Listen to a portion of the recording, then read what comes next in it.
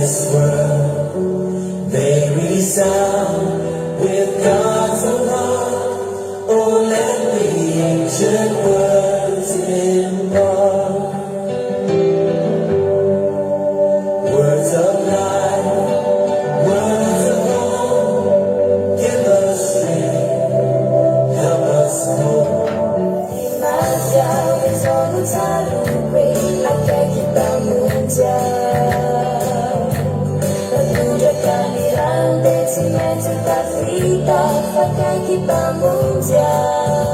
我那时候痛，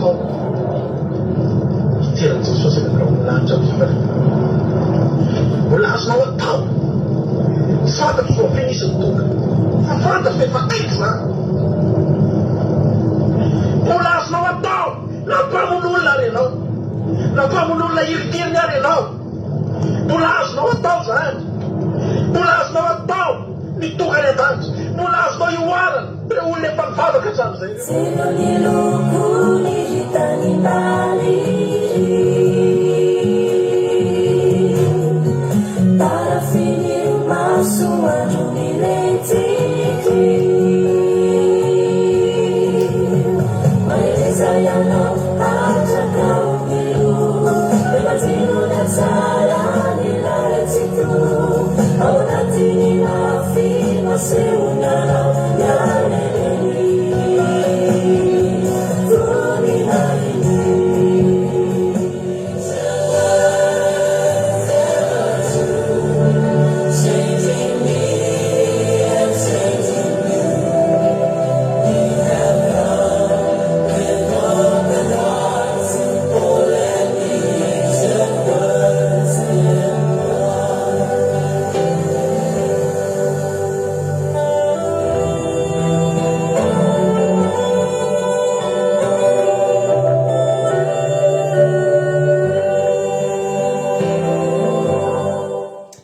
Alleluia. Dia mamerina ny fiarabana ao amintsika rehetrarehetra amin'ity androany ity indray tratran'izao andro sabata mahafinaritra izao manana fiadanantompo amintsika tsirairay avy. Alleluia. Dia faly indray tafaraka amin'ny eto androany ato anatiny vavaka isika fandarana ny laivitsika iarahantsika amin'ny vavaka eto. Alleluia. Ary en direct ny iarahantsika eto androany fa tena direct makany an-danitra koa ny vavaka ataontsika eto. Alanatsiny tapatapaka be mihitsy ny feoko alanatsiny. Alleluia. Alleluia. Alleluia. Tsy tatiny devoly izao fotoana izao. Fantany tsara fa Andriamanitra dia amin'ny fotoana Andriamanitra manatrika fotoam-pivavahana anankiray, fanompo-mpivavahana anankiray ry havana malala dia misy zavatra mitranga any amin'ny olona rehetra izay mivavaka sy atrehan'Andriamanitra ny fiainana dia tsy tatiny devoly izany. Misaotra an'Andriamanitra tsika fa tafaverina soamantsara eto amin'izao fotoana izao ary faly foana miaraka aminareo. Araka ny teko teo manao hoe direct makany an-danitra izao fotoam-bavaka ataontsika izao. Tsy misy manakatsakana izao. Ny devoly ihany no manakatsakana an'izao satria tsy faly izy. Fa hivavakantsika eto androany. Aza velana misy zavatra manelingelina anao. Any anaty fandarana izy dia afaka manelingelina. Fa ny fonao aza velanao voaelingelina androany. Ataontsika androany hivavaka mitady an'Andriamanitra tsika. Hoy ny ten'Andriamanitra manao hoe ny fanjakan'Andriamanitra dia rombana. Mandrombaka ny ataontsika eto. Tedaviny devoly takonana antsika ny fanjakan'Andriamanitra. Rombana eny amin'ny olona ny fanjakan'Andriamanitra amin'ny alalana zavatra maro samihafa. Fa isika eto kosa ry havana malala dia andrombaka n'izany. Natao antsika izany. Alleluia. Ny devoly tsy manana anjara amin'izany intsony. Ao ambanin'ny tany ao izy, ao ny toerana misy azy. Ary mandrakizay izy dia tsy ahita an'izany fahasambarana izany intsony. Tsy ahita an'izany fanjakan'Andriamanitra izany intsony. Fa ianao isika mbola nomena an'izany androany. Ary mandrombaka tsika reto, azagahaka tsika fa misy zavatra manakatsaka ohatran'izany. Amin'ny tapaka teo dia bloqué ny compte eo am-panaovana live teo, tonga dia tapaka fotsiny izao. Dia tsy mahagaga antsika ireny. Zavatra mahafinaritra devolo manao ny ataony fa Andriamanitsika tena miasa ihany koa anatin'izany. Ary tsy mamela antsika ho irery satria hitany angeny etaentantsika. Fa ny ahoana moa rehefa miala helontsika rehefa ry sanatria tsy misy izao mpandaharana izao tapaka tanteraka. Hitan'Andriamanitra ary tsy ataon'Andriamanitra tsinitsinina ny fonao mangetaeta azy io androany. Antsika hivavaka amin'izao fotoana izao. Antsika misaotra an'Andriamanitra ety am-piandohana dia hitentsika androany hoe Jesosy misaotra anao zahay.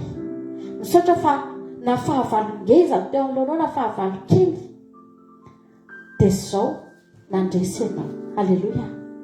Nandresitsika. Tsy nijeritsika hoe inona ny teo anohantsika. Fa ny zavatra fantatsika dia izao ry afana malala. Matoatsika mila Andriamanitra ngeza be mampandresy atsika dia tsy azo tsontsoniavina ny fahavalontsika fa ngeza ihany koa. Fa izao Andriamanitra mampandresy atsika tamin'ity androany ity. Vavaka tsika amin'izao fotoana izao tsika hisaotra an'Andriamanitra tsika rehetra androany. Hifantoka amin'Andriamanitra tsika androany. Halleluja. Misaotra anareo mandefa ny fo ny karakely hitandremantsika mba hiarovantsika ny fandarantsika mba tsy ho tapaka ka sitraka anareo amin'izany fitiavanareo izany. Vavaka tsika ity am-piandohana dia tsika hisaotra an'Andriamanitra dia hisaotra azy satria fahasoavany ange zao iainantsika izao dia hisaotra azy tsika satria mendrika anazy izany. Mendrika an'Andriamanitra loatra ny fisaorana sy ny fankasitrahana omenao azy androany ry afana malala. Halleluja. Mendrika an'Andriamanitra izany.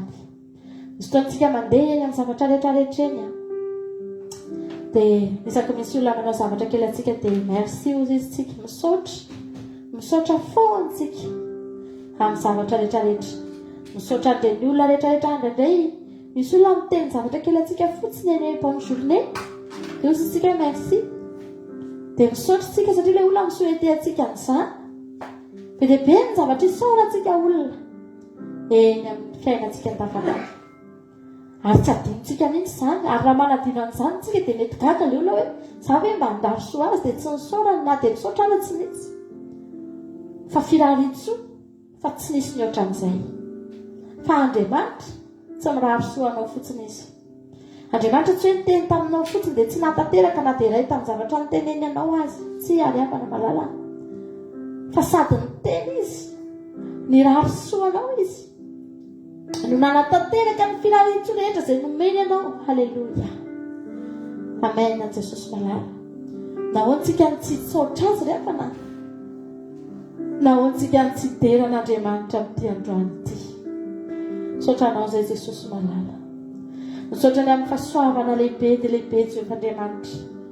Nandritra ny herinandro impiry tokony nanao merci anao izay Jesosy impiry fa tokony ny fonay isaky ny tempo ny fonay dia misy fisaorana miainga avy any anatinay ihany satria ianao nanome an'izany. Fahasoavana avy aminao rery ihany mafahany fonay mbola mitempo. Fahasoavana avy aminao rery ihany Jehovah'Andriamanitra. Mafanay mbola miaina Jesosy mbola mifoka rivotra madio afaka miaina eto amin'ity tany ity. Mihinana Jesosy malala ny sahazana isan'andro.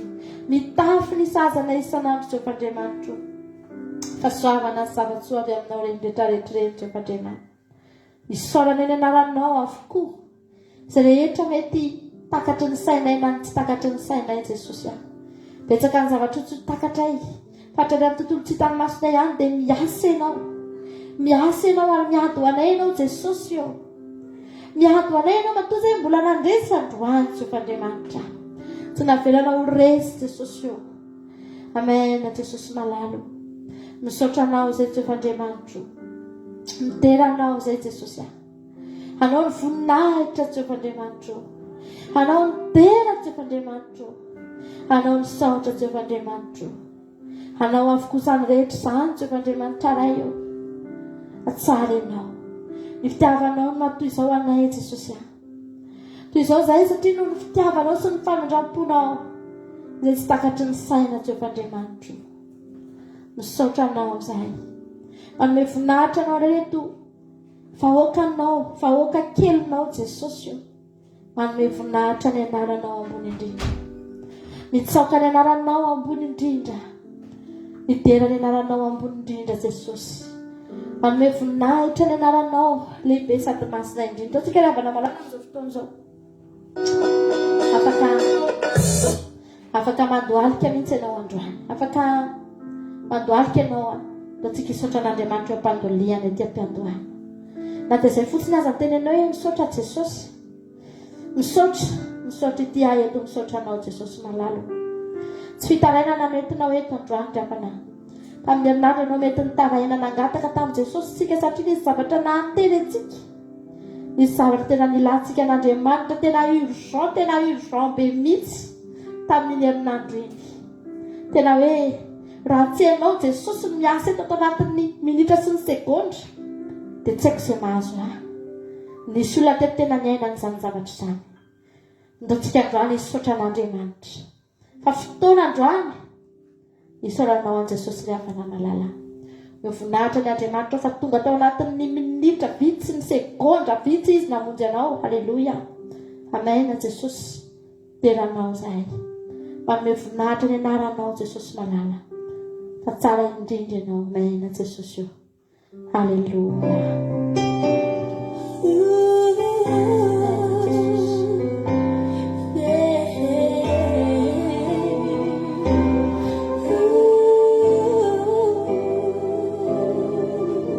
Bom misaotra anao. Bom misaotra anao.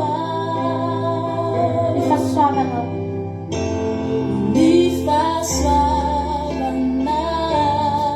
Jesosy. Nindrafonao ange vaovao isan'andro Jesosy malala. Drafonao vaovao isan'andro. Tsara amiko ianao. Tsara amiko ianao. Izay rehetra nataonao. Izay rehetra nataonao. Tsy ho voatanisako eto mihitsy Tsy voatanisako. Tena maro loatra. Tena fotsiny androany misaotra anao. Misaotra anao. Saotra Jesosy. Saotra Jesosy. Saotra anao. Misaotra anao. Saotra Jesosy. Misaotra Jesosy. Uzarecha nataonao. Uzarecha nataonao. Misaotra anao.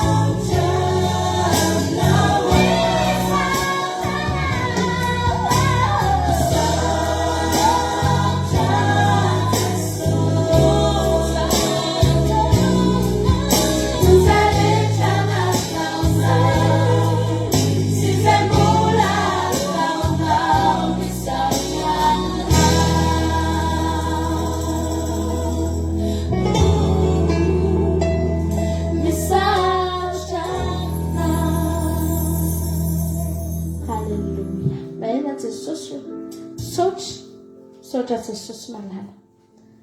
Androany tsika ravana malala raha tonga eto na hisaotra n'Andriamanitra foana ary ny andaninao sabatanao androany ry hafana. Movy Andriamanitra tsy mahafantatra izay tokony ho antsika. Andriamanitra no laza fa na dia tsy miteny akory aza ny vavantsika dia fantany izay tokony ho antsika tsirairay avy. Fa inona no anatin'ny fonao? Inona no anatin'ny fonao izao fotoana izao? Tsika ravana malala hisaotra n'Andriamanitra. Tsika hideran'Andriamanitra amin'ity androany ity. Fa fahasoavana sy famindram-pony no nomeny antsika ry havana. Lehibe izany fahasoavan'Andriamanitra izany. Indraindray izany ohatra ny eritreretin'ny olona hoe zavatra tenitenenina fotsiny. Indraindray ohatra ny mahazatra fotsiny no miaina amin'izany hoe fahasoavana. Fa ry havana malala, tena lehibe izany fahasoavan'Andriamanitra. Tsy voavidy vola aman-kareny izany. Samy mahafantatra an'izany daholo ny olona fa lehibe izany. Fa ry havana, miaina an'izany daholo ve ny olona rehetra? Izaho manokana dia tena matsapa hoe iainako ny fahasoavan'Andriamanitra. Tena iainako isan'andro isan'andro ry havana. Iainako maraina taondro hariva ry havana malala. Ny fiainako rehetra tena atsapako azany hoe Jesosy io. Tena misy fahasoavana miasa tsy tapako eo amin'ny fiainako. Halleluja. Ato anatin'ny ankonako tena reko. Amen. Amen. Jesosy malala. Reko ary tsapako Jesosy. Miasa ny fahasoavana.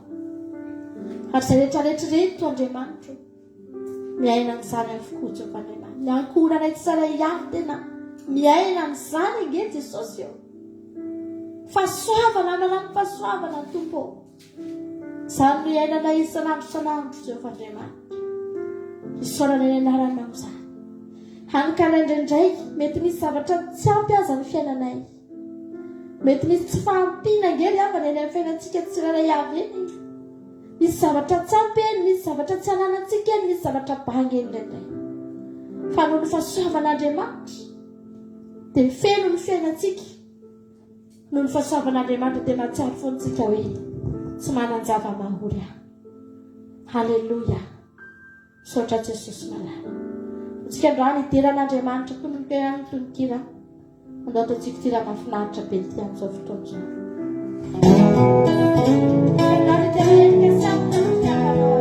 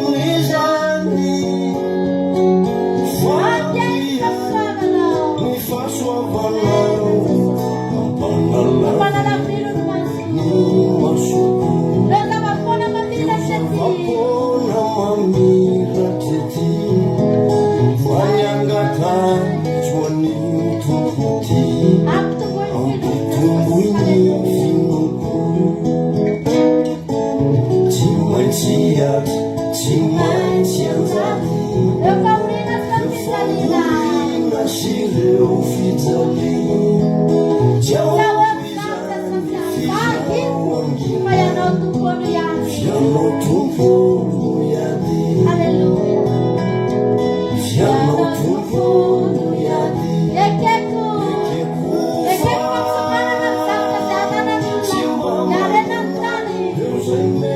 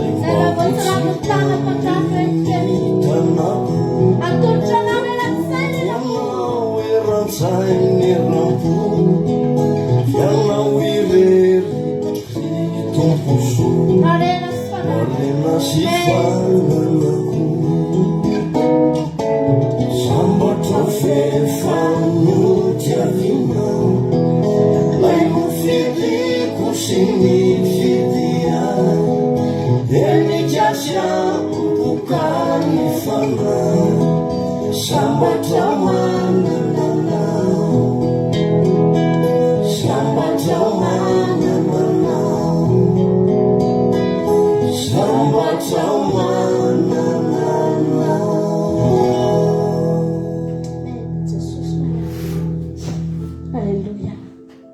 Poi l'apostolo lavano malala le fantene zane. Ny fahasoavana olo matoy izao dia raha jereny Paul miteny an'izany hoe toy izao ahoana moa Paul miavana. Endrika manao ahoana moa Paul no mitenenena an'izany hoe fa ny fahasoavan'Andriamanitra no matoy izao. Olona tao anatin'ny heriny sy ny voninahitra sy ny fananam-bola sy ny fananan-karena. Ny anjera avy eny ambony sofary teny amin'ny lalan'ny Damaskosy. Raha ny fijerin'ny olona azy ivelany dia tonga olona mahantra, tonga olona tsinotsino. Izay raha tazamin'ny ivelany dravana manana. Nakaiza daholo ny voninahitra nananan'ny Paoly, nakaiza ny soavalin'ny rehareana, nakaiza ny vola aman-karena, nakaiza ny firazanana. Ny reharehan'ny Paoly manino izy mavita miteny fahasoavanao ny matoy izao. Fahasoavan'Andriamanitra ny matoy izao. Toy sy ny olona hoe izao ve natao hoe miaina amin'ny fahasoavana? Olona reraka, olona avy-jamba nge io olona io tantanana, lasa olona tao mampalahelo. Le olona tsy nanaiky resy teo aloha lasa manaiky hatramin'ny zavatra tsy eritreretina ny fanamalana. Ny tena marina ny hafa tena nomen'Andriamanitra fahasoavana tokoa Paoly. Nomeny fahasoavana satria tsapan'ny Paoly loatra fa nanan-karena izy rehefa namalala, nanan-karena izy. Nanomboka tamin'ny fotoana ny fanenany tamin'i Jesosy. Tsy ny olona rehetra ny afaka nifanena tamin'i Jesosy rehefa namalala. Ny olona afaka mitazana azy ety ivelany dia mahita hoe mahantra ianao ry Paoly. Izao ve ianao mba miaina amin'ny fahasoavan'izany Jesosy nareo izany? Fa Paoly ny avana nahita ny sehono mihitsy ange dia teneny hoe zah no Jesosy. Izany no atao hoe fahasoavana rehefa namalala. Tsy azon'ny olona takariny izany. Tsy vita ny Paoly ny hanazava an'izany amin'ny olona tsirairay hafa hoe hitanareo izao ny zavatra niainako hoe. Fa tsapany fotsiny anisy fahasoavana nomena azy. Afaka mba nahita an'izany Jesosy izy. Alleluia. Afaka mba nofidian'izany Jesosy izy rehefa namalala. Paoly apôstôly manokana dia ampy azy ny fahasoavan'Andriamanitra. Tsy nisy zavatra niriany intsony teto amin'ity tany ity. Tsy naniry akory izy hoe Andriamanitra mba haverenao amiko ilay soavaly, haverenao amiko ilay vola, haverenao amiko ilay voninahitra nananako. Tsy tsy problème tamin'ny Paoly apôstôly izany ravana. Ampy anazy ny fahasoavana nomena azy. Alleluia. Na dia rehefa tamin'ny fahafatesana azy tsy nampaninina azy satria efa nahita izy. Efa nahita izy. Amen. Jesosy misaotra Jesosy malala. Totsika hira ny fahasoavan'Andriamanitra amin'izao fotoana izao. Totsika hira ny fahasoavan'Andriamanitra. Alleluia. Jesosy.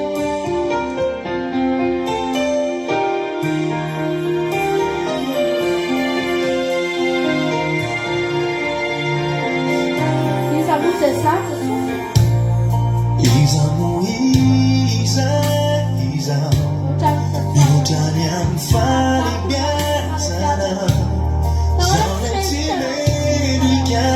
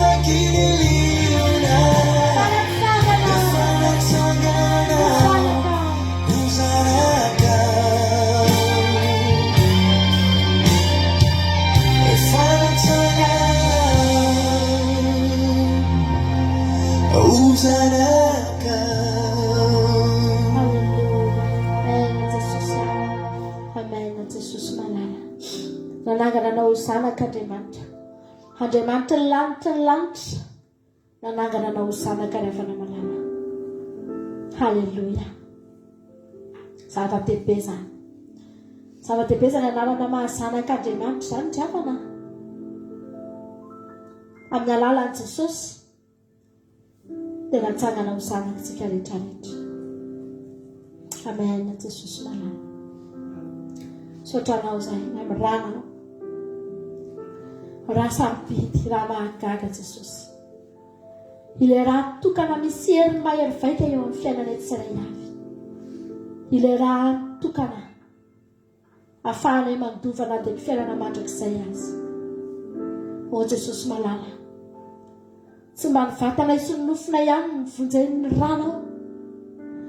Tsy mba ny aretina ihany no sitranina amin'ny rano. Tsy mba hoe nafahana fotsiny izay na ny delivrena amin'ny alalan'ny rano ao. Jesosy io fa hanananay hatramin'ny fiainana mandrakizay amin'ny alalan'ny raha soanao Jesosy. Misaotra anao izay Tompo, mankasitraka anao izay. Ilay zanak'Andriamanitra velona mipetraka eo ankavanan'Andriamanitra ray amin'izao fotoana izao. Mifona sy mivavaka ho anay isan'andro isan'andro. Tsy mitsahatra manao asa mpisolonana eo anilan'Andriamanitra. Tsy vita nefa nandatsaka ny rano, tsy vita nefa nahafoy ny ainy, tsy vita nefa niaritra ny fahoriana, fa mbola mivavaka ao anay ihany koa. Mbola tsy mahafoy anay ho very mandraky tiany androany. Saotra indrindra Jesosy. Saotra Jesosy malalo. Halleluja, misaotra Jesosy. Amen.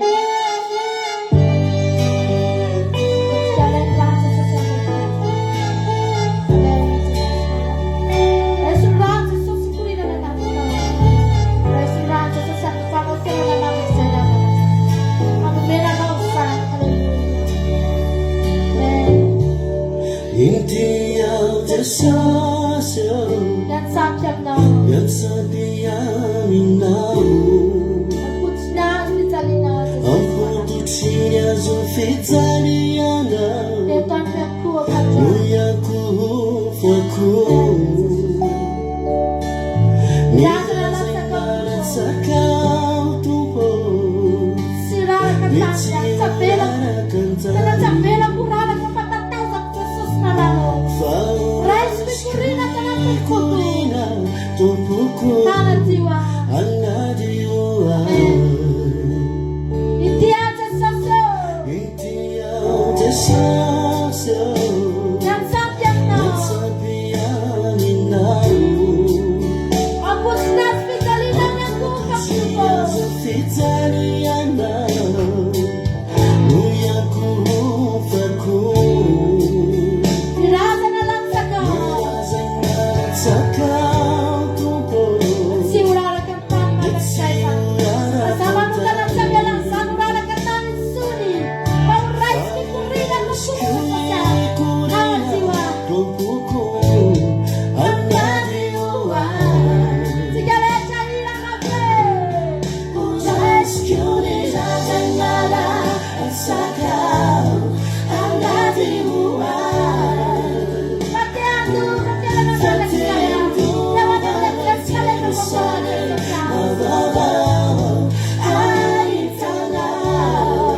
Hallelujah Praise ko na lang sa Tangan jiwa Pateando ka Pateando ka Pesa na magsaya Hallelujah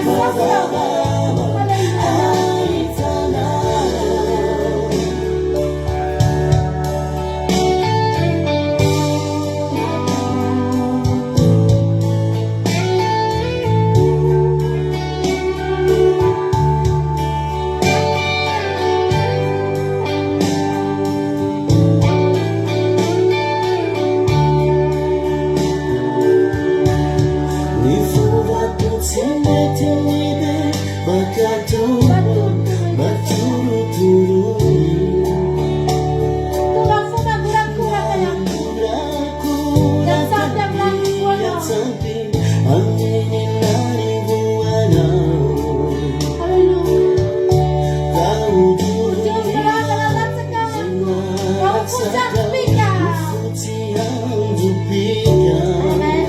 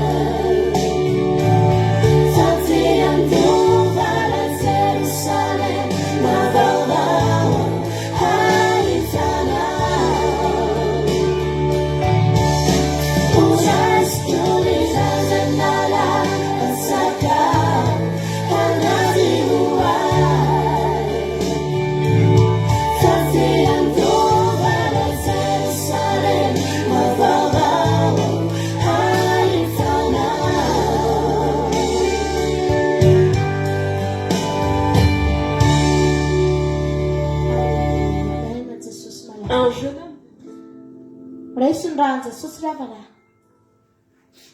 raisondrahan'i Jesosy. Lalana makany an-danitra izany ry havana malala, sarotra mahita an'izany. Mandeha tsika eto Frantsa rehefa mandeha dia misy lalana mbola tsy nalehantsika mihitsy, dia tsy maintsy mitondra GPS tsika, tsy maintsy manisy Waze tsika, manisy copilote tsika, satria tsy hitantsika mihitsy ny lalana raha tsy misy an'iny zavatra iny. Nefa tsika eto an-tany eto, lalana falehantsika isan'andro, maika ry havana fa lalana makany an-danitra. Sarotra nge ry havana mahita lalana makany, fa afaka ho hitantsika izany amin'ny alalan'ny ran'i Jesosy ry havana malala. Afaka ho hitanao izany androany, atolory ny tenanao, fa Andriamanitra mihitsy nanazava eo anoloanao. Halleloja. Izy mihitsy nanazava eo anoloanao ny lalana, omeny anao mihitsy ry havana malala ny GPS tena tsy mandaika sy tsy mamitaka, tena mazava tsara, hitanao hatrany amin'ny adresy mihitsy ry havana, tsy hamitaka anao Andriamanitra. Halleloja. Atolory ny tenanao amin'izao fotoana izao. Tsy mba lalana tahaka ny eto an-tany io ka ilana telefona, ilana connexion, tsy izany. Amin'ny alalan'ny ran'i Jesosy, amin'ny alalan'ny fanoloran-tenanao, izany nahafahanao mahita ny ry havana malala. Ary tsy ny masony nofinao ny ahita ny lalana makany an-danitra, fa ny masom-panahinao nanomboka hisokatra, hanomboka hampahiratra ny masonao Andriamanitra, ahitanao. Halleloja.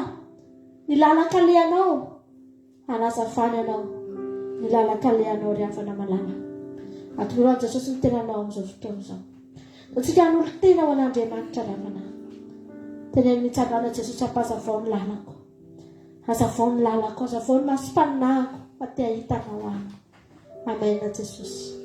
Halleluja.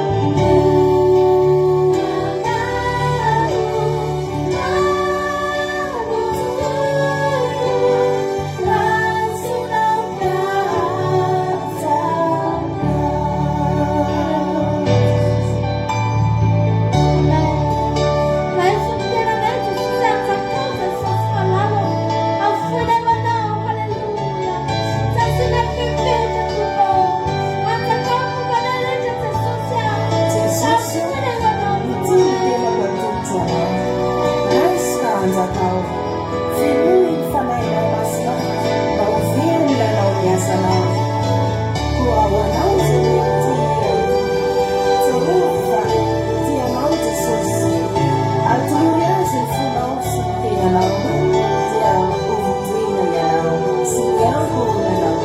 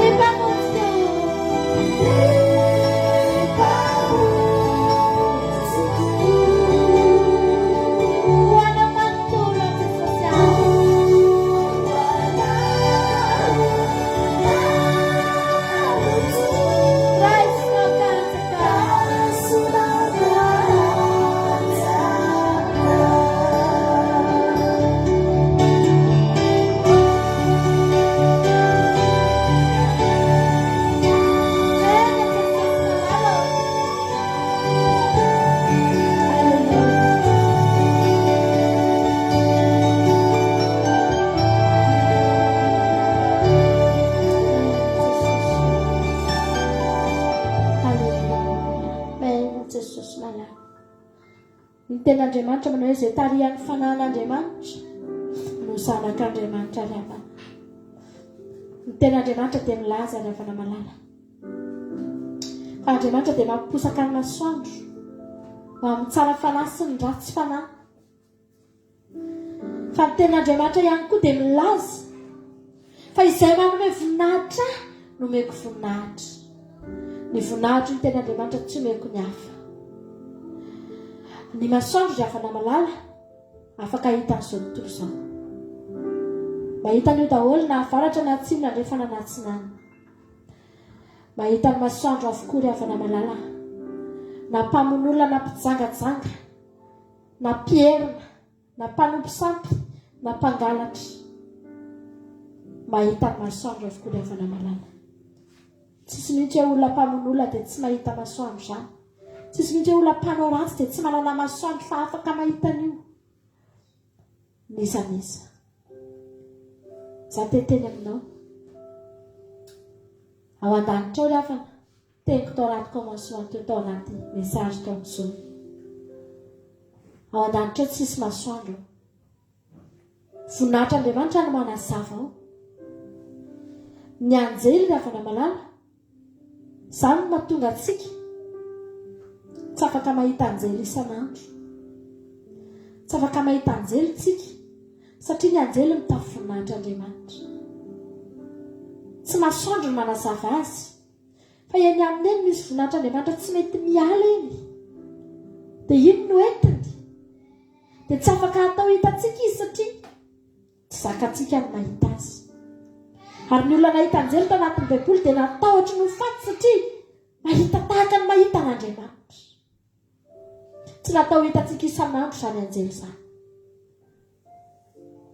Satria voninahitran'Andriamanitra no manarina azy. Izany androany teteny aminao. Efa nivavaka androany tao anaty commencement dia izao no teneniko hoe Jesosy na dia ampahany faran'izay kely amin'ny voninahitra ao fotsiny azy dia ampanazava ny lalaka eto amin'izao tontolo izao ity. Ravana malala, raha zanak'Andriamanitra ianao dia tsy masoandro no manazava ny fiainanao. Fa voninahitran'Andriamanitra midina hatrany anatin'ny tokantranonao any. Eo aminao tena hitanao mihitsy hoe misy tara-pahazavana eo aminao. Tsy ny lalana andehanan'ny olona tsy masoandro ny balika io. Tsy io no manazava ny fiainanao. Fa misy hery, misy voninahitran'Andriamanitra tena mitaratra ravana malala eo amin'ny fiainany zanak'Andriamanitra. Araka ny ten'Andriamanitra teneniko anao teo hoe ny voninahitra tsy omeko ny hafa, izay manome voninahitra dia omeko voninahitra. Ny masoandro tsy nofidian'Andriamanitra ny olona rehetra izay afaka mandray an'izany daholo izany izy, fa ny voninahitr'Andriamanitra tsy ny olona rehetra dia afaka mandray an'izany. Halleluia.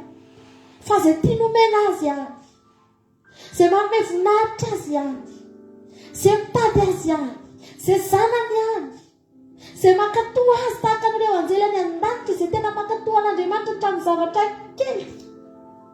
Mitafy ny voninahitr'Andriamanitra ireo, irahan'Andriamanitra ireo, manaiky an'Andriamanitra. Asain'Andriamanitra midiny aty ireo mitondra valombavaka dia manaiky ireo. Tonga ny fotoana tokony hidiran'Andriamanitra dia mekohaka eo anatrehan'i Jehovah ireo. Irahan'Andriamanitra mankety ireo, makavavaka antsika, mitatitra ny vavakantsika dia manaiky ireo. Tsy mandahan'Andriamanitra izany ireo hatramin'ny zavatra kely, hatramin'ny zavatra lehibe. Fariavana malala mitafy ny voninahitr'Andriamanitra ireo. Za teny aminao androany, afaka mitafy an'izany ianao na eto amin'izao tontolo izao ity aza, na eto aza ravana tena azonao tafiana ny voninahitr'Andriamanitra. Afaka omeny aminao izany, hiainanao isan'andro izany. Halleluia. Raha hiteny ianao androany hoe Jesosy, tena atolotra anao ny fiainako, tena omeko anao ny fiainako, dia za teny aminao fa hamposany aminao ny voninahitra. Ary manomboka eo dia manana fiainana hafa kely tsika. Izany angerafa na mahatonga antsika manana fiainana hafa kely. Tsy mitovy amin'ny fiainan'ny olona ny fiainantsika, satria nahoana? Satria tsika manana zavatra hafa mihitsy iaina na ankoatra n'ity zavatra iainan'ny olona rehetra eto amin'ity tany ity ry hafana, dia manana zavatra iainantsika rehetrarehetra. Tsika hivavaka amin'izao fotoana izao, afaka ataonao tolom-bavaka dia izany Jesosy atafy ny voninahitra ho any. Eo am-panoriana ianao androany. Mety misy olona eto nivavaka fa tsy mbola tsarony teo amin'ny fiainany mihitsy, izany hoe notafian'Andriamanitra voninahitra izany. Ny olona mitafy voninahitra rehefa tsy afa-baraka izany a. Tsisy olona mitafy voninahitr'Andriamanitra dia avelan'Andriamanitra ho afa-baraka izany. Mandalo ady ekeko, mandalo zava-tsarotra tsy indraindray ekeko, fa ny fahabaraka tsy tonga amin'ny olona misy voninahitr'Andriamanitra. Ravana, ny fahampitehana sy ny fahantrana tsy tonga amin'ny olona misy voninahitr'Andriamanitra ireny. Halleluia. Antsika androany hanamafy ny fiarahantsika amin'Andriamanitra ravana malala. Tenena androany hoe Jesosy atafy ny voninahitra ho any. Raha eto ianao androany, ravana ao anatin'ny andro tahaka an'izao, andro sabato ohatr'izao mihitsy ny ivavahantsika, tenena androany hoe Jesosy atafy ny voninahitra ho any. Jesosy atafy ny voninahitra ho any, fa ilaiko izany Jesosy malala. Amen. Jesosy io mangataka aminao androany, ampamirapiratra ny voninahitra aminay rehetrarehetra anenao Jesosy. Mety misy olona eto Andriamanitra tsy mbola manana an'izany mihitsy Jesosy io. Mety ahilikiliky ny olona, mety misy zavatra mihitsy mahazo azy any amin'ny fiarahamonina eny Jesosy malala, vokatry ny tsy fisian'izany voninahitran'Andriamanitra izany eo amin'ny fiainany. Jesosy io androany mangataka aminao, tafio an'izany voninahitra izany reny mpanaraka fandarana izay tonga eto reto androany. Ilaina eo amin'ny fiainanay andavanandro izany, ilaina isan'andro izany Jesosy. Fa very izay raha lavitra anao Jesosy malalo, efa tsy ny masoandro intsony no manazavana eto, fa ny voninahitra ao Jehovah'Andriamanitra. Very izay raha lavitra n'izany voninahitra izany, very izay raha lavitra n'izany fahazavanao izany Jesosy. Amen Jesosy.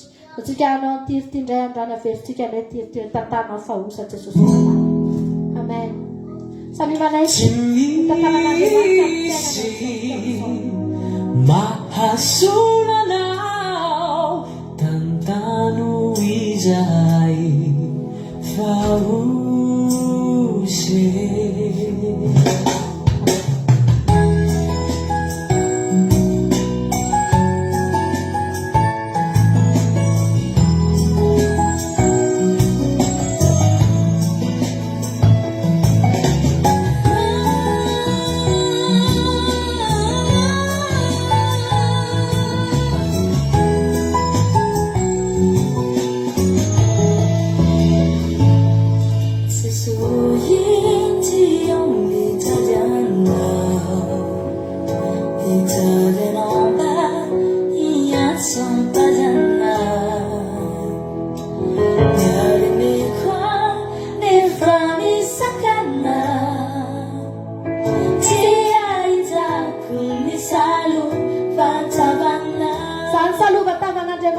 fitiavana ny voninahitra Andriamanitra. Aza manangana hevitra eo aminareo tsy ianao tsy afahanao mahita ny voninahitra Andriamanitra.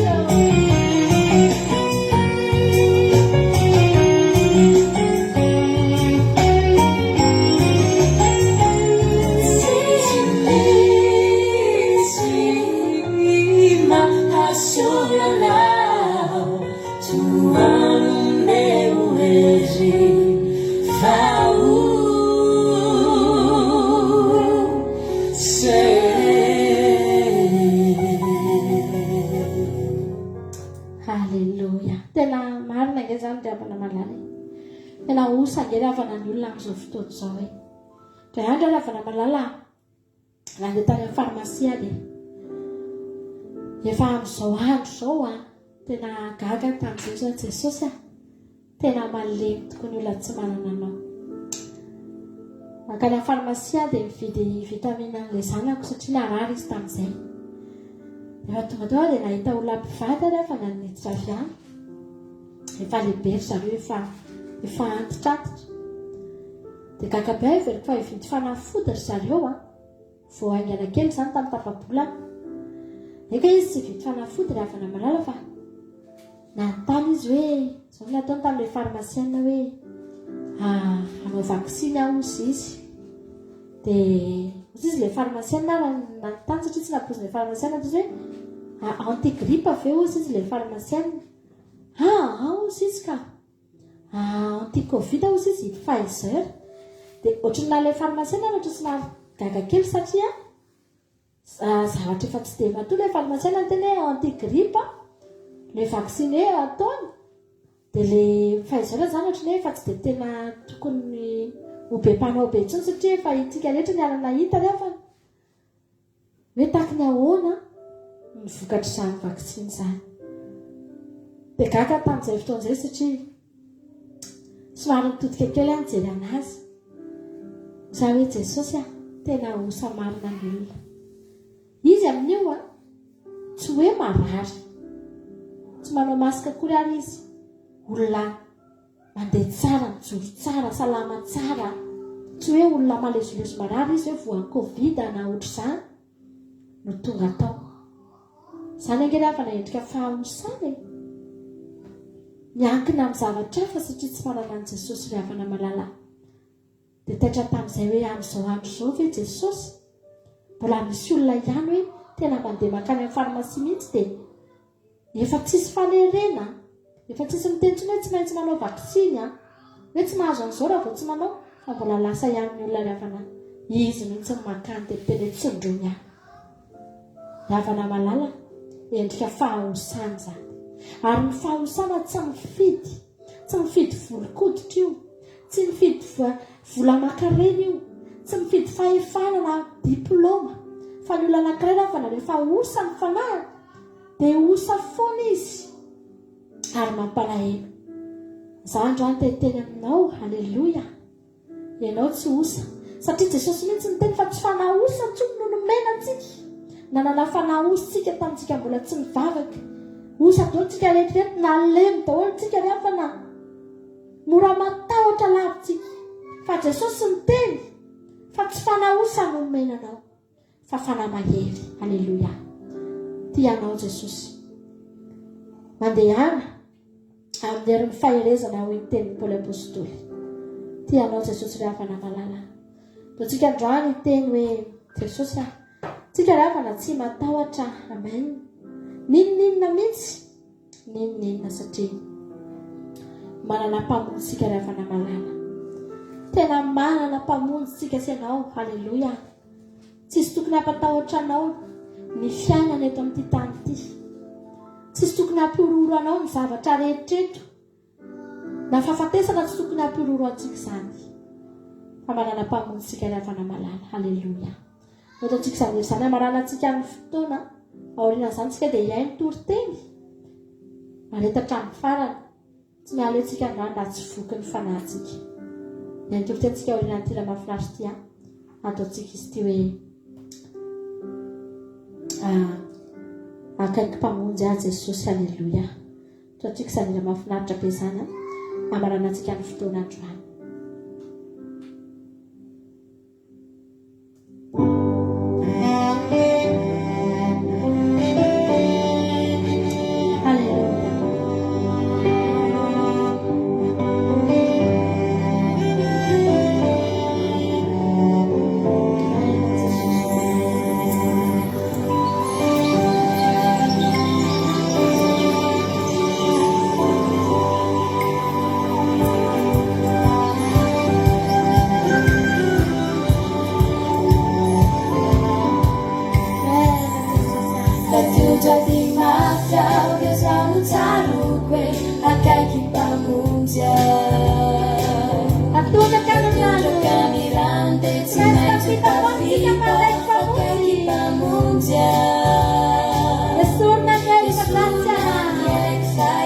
si ambali Sasaponi rosete ampitali Nalefanatia Taoksachizo Akaki pamunja Katuza di mafia Udesono tanukwe Akaki pamunja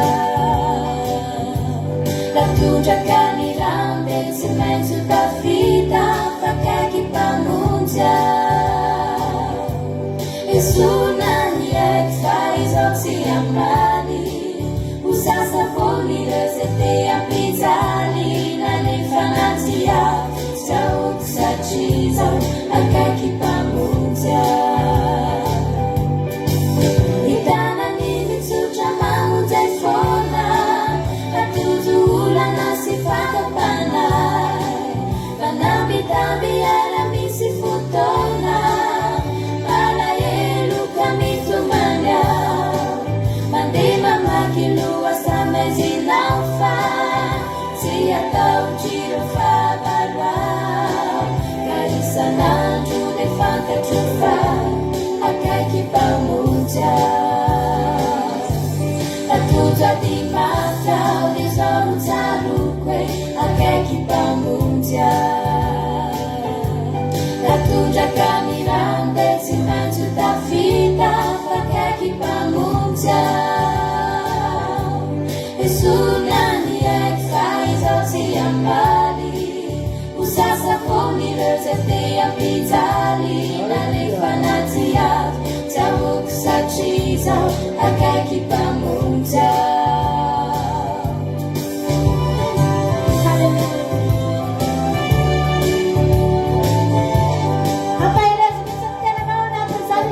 Di mafia Udesono tanukwe Akaki pamunja Tatuja kanirante Simenju tafita Akaki pamunja Esunani ekfaizo si ambali Usasaponi rosete ampitali Nalefanatia Taoksachizo Akaki pamunja Nikiukumbawa sina mela niliuna Dana lefa tawan baka Sidana keritani kiuni la fono Nade na fanani pitwaza Tekaga gagiluni kiasa ya munwai Tana itiro faga kana Yarisila jasimila zafra Akaki pamunja Tatuja di mafia Udesono tanukwe Akaki pamunja Tatuja kanirante Simenju tafita Akaki pamunja Esunani ekfaizo si ambali Usasaponi rosete ampitali Nalefanatia Taoksachizo Akaki pamunja Tatuja di mafia Udesono tanukwe Akaki pamunja Tatuja kanirante Simenju tafita Akaki pamunja Esunani ekfaizo si ambali Usasaponi rosete ampitali Nalefanatia Taoksachizo Akaki pamunja Nalefanatia Taoksachizo Akaki pamunja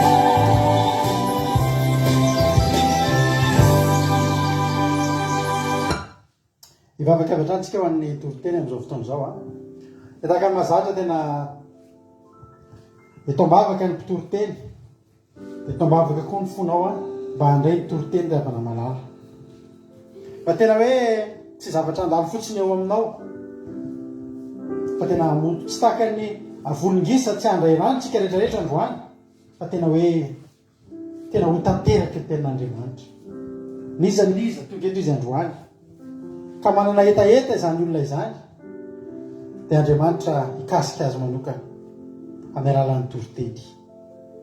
teneno misy hoe jesosy aza mangetaheta fa hiteneno a tsy maninona hoe jesosy raha za tenenina atao anatin'ny toroteny satria fahasoavanao azy any raha mba tonga amiko ny teninao am'ty androany ity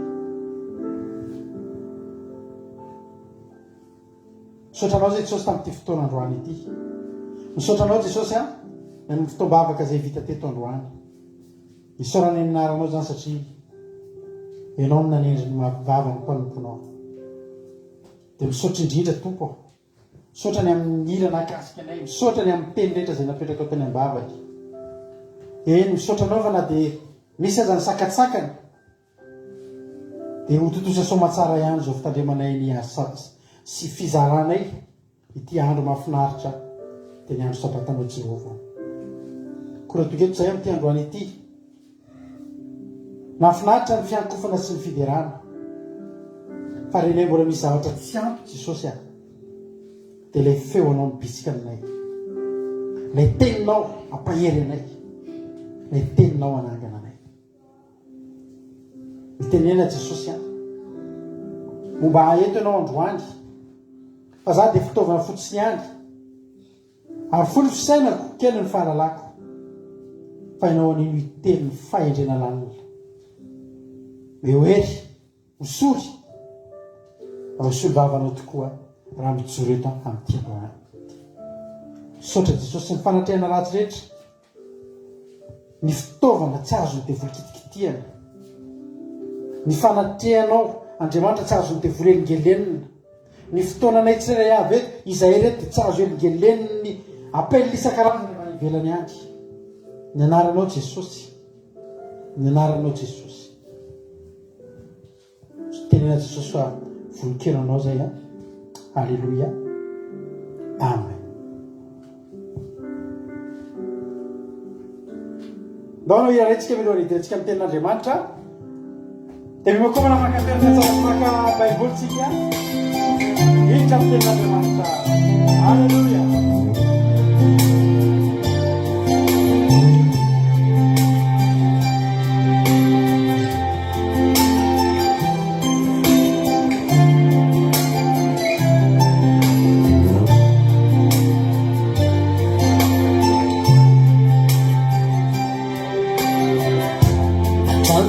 tsy mety afaka antsakiray fitiavana ilany akenao amonjy na volamena maniratra azy natao taminy anoloko azy fa tsy asolo ilay kanao latsaka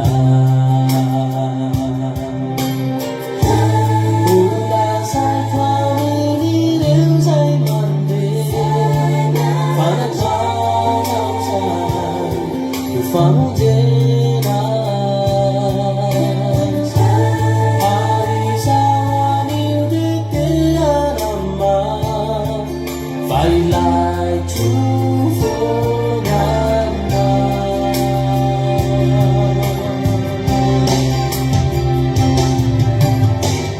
akamawira ya chani telefuna silifotoizani yano yani mani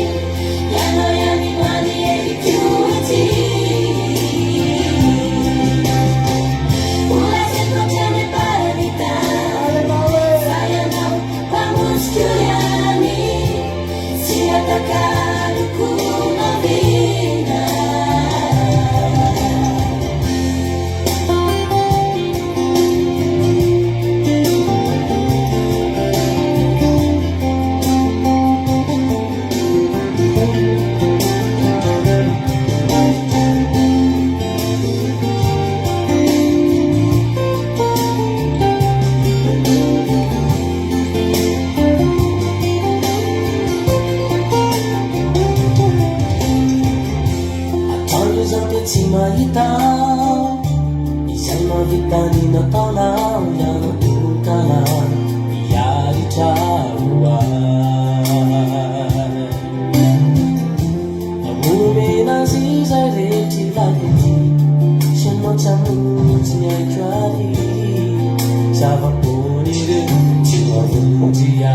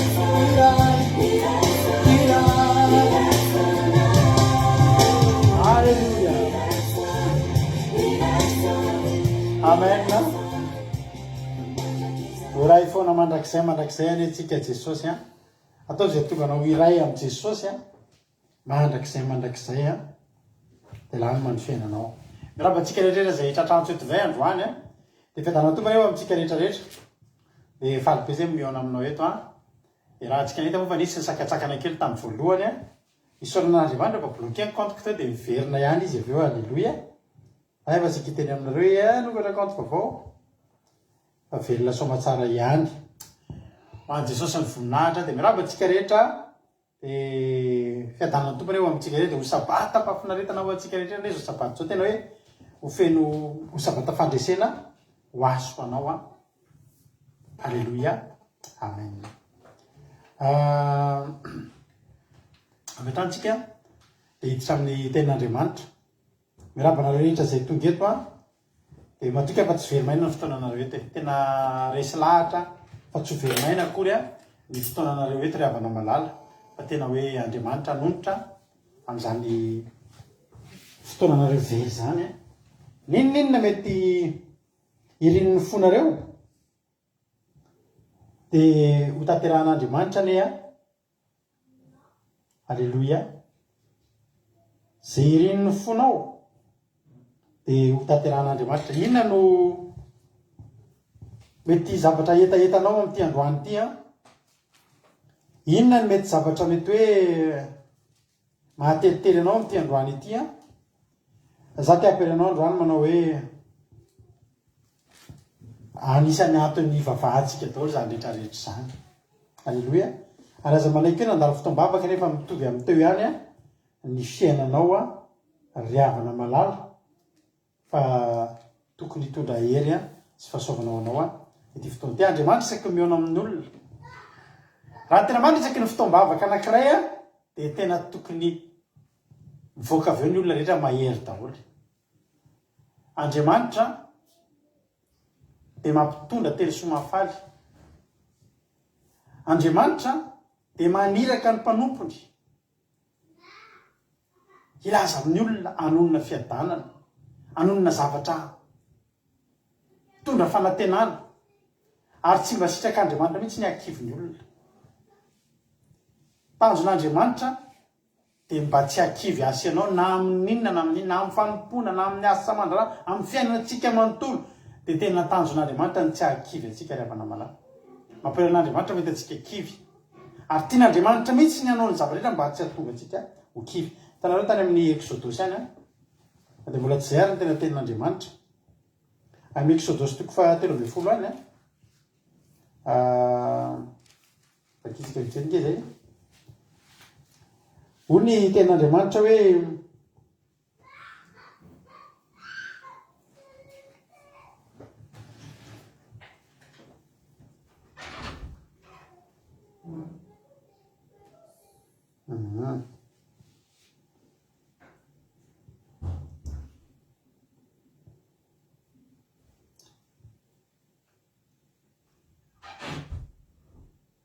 ao amin'ny Exodosy toko 13 andika 17 misy ohatra manao hoe ny lalana nitondran'Andriamanitra ny zanak'Israely sy ny namakiny ny ranomasina mena.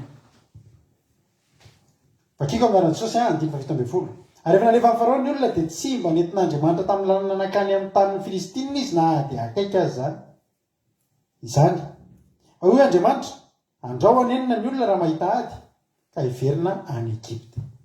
Dia nentin'Andriamanitra mivily makany amin'ny lalana mahazo nanenevitra moron'ny ranomasina mena ny olona, ary vomana hiady ny fiakatry ny zanak'Israely avy tany amin'ny tany Egypta.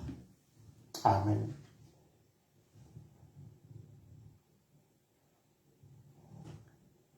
Lalana akaiky.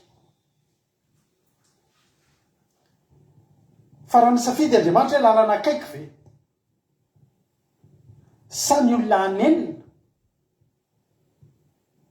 Alohan'Andriamanitra zany misafidy zany Andriamanitra hoe alefako mandeha lalana akaiky ve reto reto, dia misy ady ampanenina azy, sa ataoko misy lalana lavitra dia mba tsy manenina mba tsy kivy. Alohan'Andriamanitra ka rehavana lalana lavitra,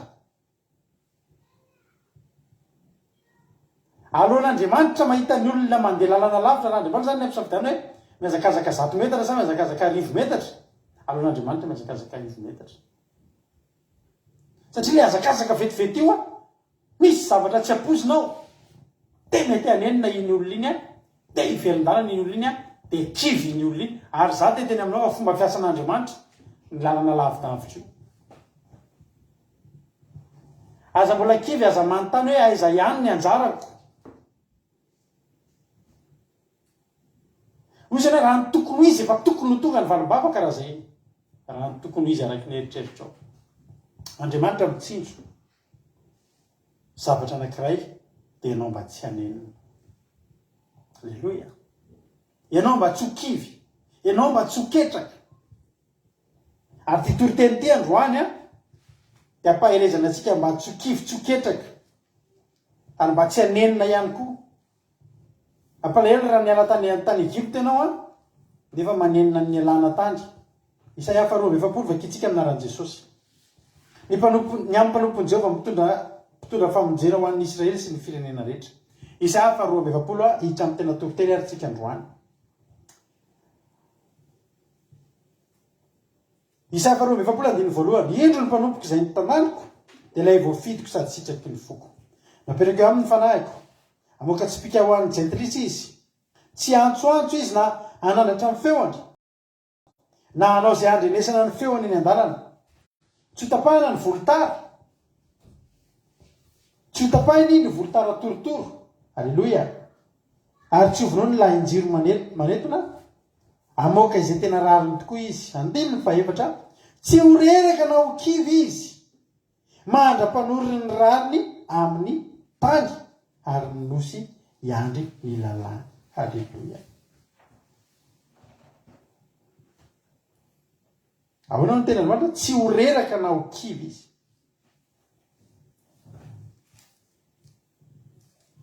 Ny mpanompony io sitrak'Andriamanitra no hitantsika reraka nankivy raha vakitsika ny izay afa 7:50 dia ho ten'Andriamanitra no ny alavitry ny nalehanao dia sasatra ianao nefa ianao tsy niteny hoe kivy azy zany zay ny tian'Andriamanitra tsy sitrak'Andriamanitra ianao miteny hoe kivy tena tsy tapon'Andriamanitra na hitanao hiteny hoe za kivy satria ny havana amin'ny fiarahantsika amin'Andriamanitra dia tsy niteny mihitsy Andriamanitra tsisy zavatra kivy anao eo fa ny sitrapon'Andriamanitra ianao hiteny manao hoe tsy kivy aho na dia lalana lavitra ianao izy izy no ny alavitry ny nalehanao dia sasatra ianao reraka ihany zany le oloneto nefa ianao tsy niteny hoe kivy aho zany tao anatin'ny natenenany an'izany hoe tsy kivy aho zany dia io natoy an'le teny nahazo aina ny tananao ka dia tsy natsiaro reraka ianao ny fitenenana zany hoe tsy kivy ahako ahafahan'Andriamanitra mampitombo indray alleloia nyery ao anatinao amin'ny fotoana zany miteny hoe kivy aho dia voamenao ketraka voamenao kivy voamenao reraka fa raha reraka zany ianao androany vonina hitenina hoe za tsy kivy na dia reraka azy ina anao ataon'Andriamanitra ho ampitomboan'Andriamanitra ny hery ao anatinao ho ampitomboan'Andriamanitra ny hery ao anatinao tsy mbola namela mihitsy Andriamanitra tao amin'ny baiboly olona anankiray kivy reraka ka navelana ny kivy ry havana tsy navelan'Andriamanitra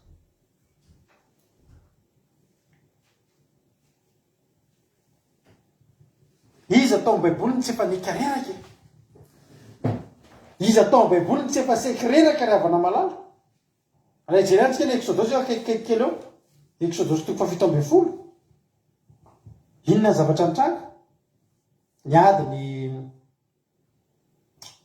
ny adiny Amalekita sy ny Israely dia zao ny tenen'Andriamanitra tamin'ny Mosesy raha vao miady nareo dia zao rehefa sandratra ny tananao dia resy ireo raha midina ny tananao dia mandresy ireo zava-mahafinaritra dia zao Andriamanitra tsy kivy Andriamanitra tsy kely lalana raha ame antsika fampahirezana ny fampahirezana ataon'Andriamanitra eo amintsika dia mety avy amin'ny alalan'ny olona eo akaikitsika mety avy amin'ny alalan'ny tranga maro isan-karazany mety amin'ny alalan'ny feony amin'ny alalan'ny fanahin'ny masina amin'ny fotoantsika tsy miteny hoe za kivy reraka zany reraka aloha azo ataony reraka samy afaka reraka tsika misy polo hoe kivy matetika zay izy fa tsy mamoy fo zany hoe tena misy olona zany tena miteny mitsy hoe tena leo be leo hijanona mandeha-pasan'Andriamanitra any Arona sy Ora i Mosesy teo tampokavoana ho ten'Andriamanitra 9:12 amin'ny Exodosy 7:12 ary nasanatry Mosesy ny tanany dia nahery ny Israely fa raha nampidiny ny tanany dia nahery kosa ny Amalekita ny olana rehefa afaka ho reraka Mosesy atsakany olona be nge ny tananao dia mitazoma zavatra raiky lao dia atao ohatr'izao ny tananao fa vetivety io dia reraka nefa nilanja ny tehany indra avana firikilao andeha ny 12 fa efa vizana ny tanana Mosesy dia nakavato izy rola ka natao tambany Mosesy hipetrahany ary Arona sy Ora dia nanohana ny tanany ka ny iray tamin'ny tanany ila ary ndray kosa tamin'ny anila dia nahatra tsy nidina intsony ny tanany mandrapahafatany masoandro ary Josua nandresiny Amalekita sy olony tamin'ny lehilahy-tsabatra raha reraka Mosesy tetika kivy faharesena ny ezinezina faharesena ny ezinezina ary zany raha ty ampahery atsika rehetrarehetra zay eto manaraka eto ray mpianakaviana reny mpianakaviana mpitarika fikambanana mpitarika fiangonana mpitatana tanora raha reraky nareo dia resy raha reraky nareo raha kivy nareo raha kivy isika dia tsika rery ny resy fa ny Israely rehetra resy ry havana mana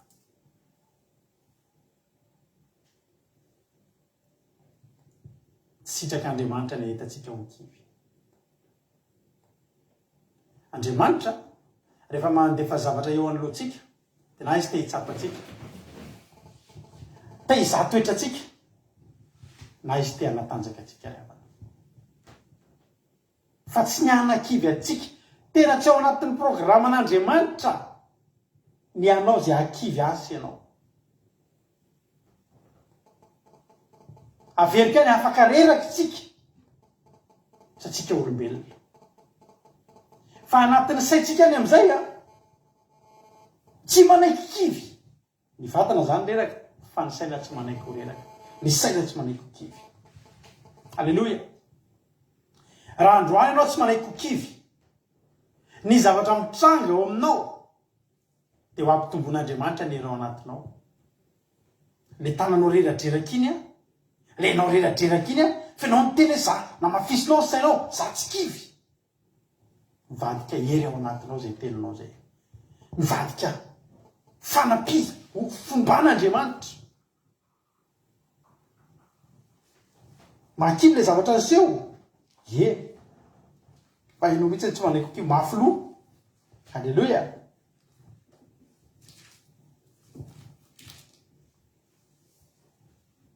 Noho ny alavitry ny nalehanao dia sasatra ianao. Nefa ianao tsy niteny hoe kivy ahy zany.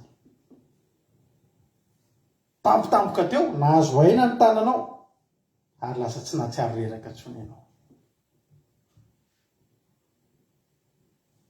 Halleluia. Manoloan'ny zavatra nanovanao io, iteneno, za tsy kivy.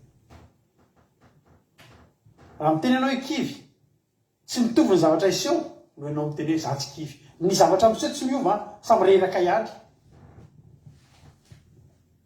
Pozisiona hoe za tsy kivy. Misy lehilahy anankiray efa nitorika any izy ity fa tena averiko jerena kely androany. Milohan'ny jerentsika izay aloha, jerentsika ny nahazo an'i Davida. I Davida ry havana dia izao. Niasa tao amin'ny Saoly izy. Fa Davida tsy nahazo sitraka tao amin'ny Saoly zany. Tsy nahazo bravo tamin'ny Saoly. Evetretinareo nafaty alin'alina Davida. Raha Davida moa ry havana mamono fahavalo alin'alina, soan'izy zany. Soan'ny Saoly zany. Soan'ny fanjakan'ny Israely zany. Hoe alin'alina zany no maty.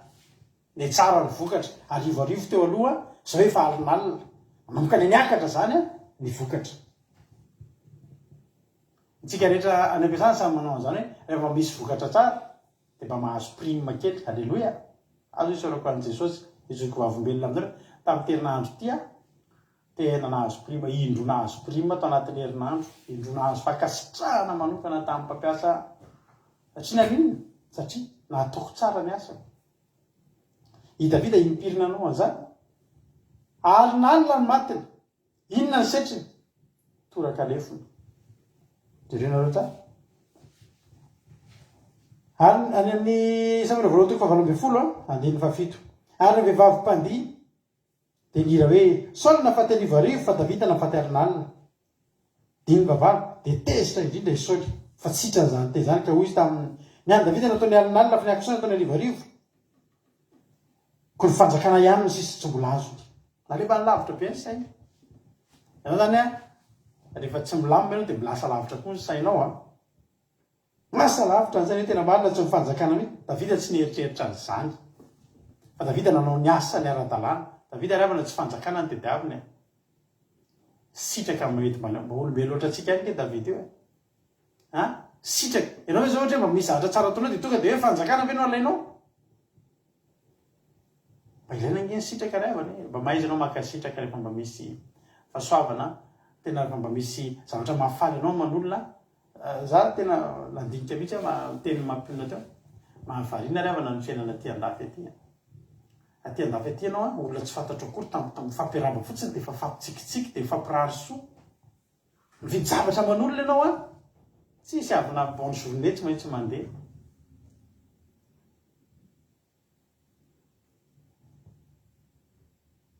Mahafinaritra nge ravana zany mba mahazo sitraka. Nanao asa tsara ianao tena hatereraka azy ianao, nisy fakasitrahana tao dia lasa tsy reraka ianao. fa i Davida ary nalina amin'ny matiny tesitra indrindra sory ary noho ny ampisolindry dia nisy fanaratsy avy amin'Andriamanitra nilatsaka tamin'ny Saoly ka maola tao an-trano io ary Davida nitendry lokanga teo an-tanany tahaka ny fanoisan'andro dia nisy lefina teny an-tanan'ny Saoly tena toraky Saoly ny lefina hoy izy aveny any Davida ka ataoko mibroka miakatra amin'ny rindrina zay zany ny valopiti avy amin'ny Saoly mahakivy zany sa tsy mahakivy zany hoe ianao manao zavatra tsara tora-defina ny mahazo anao kivy fa Davida tsy niteny hoe zakivy tsy niala tao akory ary Davida ry havana inona fotsy nataony niala izy ny natonga Davida niala fanan'Andriamanitra tsy te hamerana Davida ho kivy dia mitaira ny fanamana kisakely eo mitondrena lokanga ianao mety zany olona mitendry lokanga dia mahay miala lefina misy fanan'Andriamanitra nanaitra azy nikitika azy nanisaka azy tsy namela azy ho kivy tsy namela azy ho ketraka ninona nataon'ny Saoly dia tsisy nahazo an'i Davida satria izao tsy mbola teny ambavan'i Davida mihitsy hoe kivy azy zany tsy anao tsony a so atao amin'ity lapity tsony a leo aho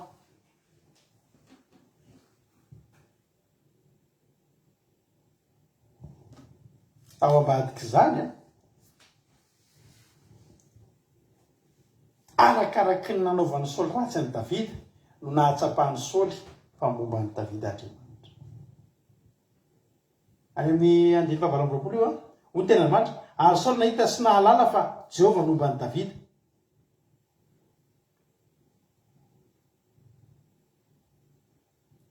ary Mikala zanany-bavy tia azy ary dia vomaika natahotra an'i Davida Saoly ka dia tonga fahavalon'i Davida voalohany indrindra aloha i Saoly tsy tia an'i Davida fa raha vakitsika ny andiny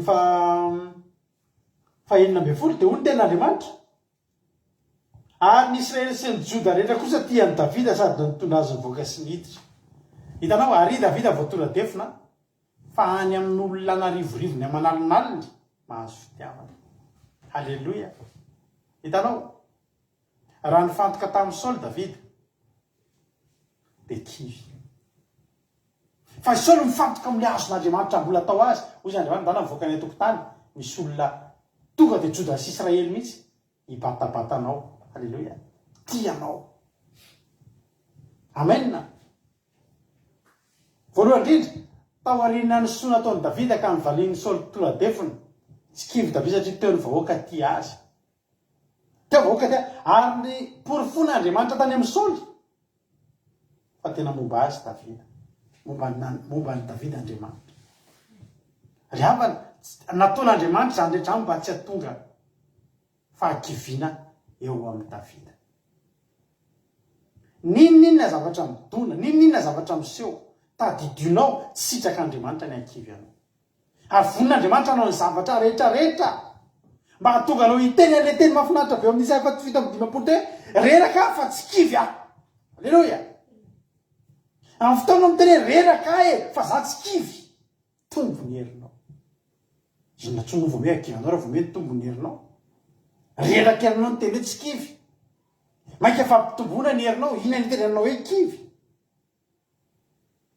Isaka dia tratrana zavatra ngeza be alleloia Genesis Osona evantoliko ty tete fa averiko izy androany satria mety misy olona mety mbola tsy nahare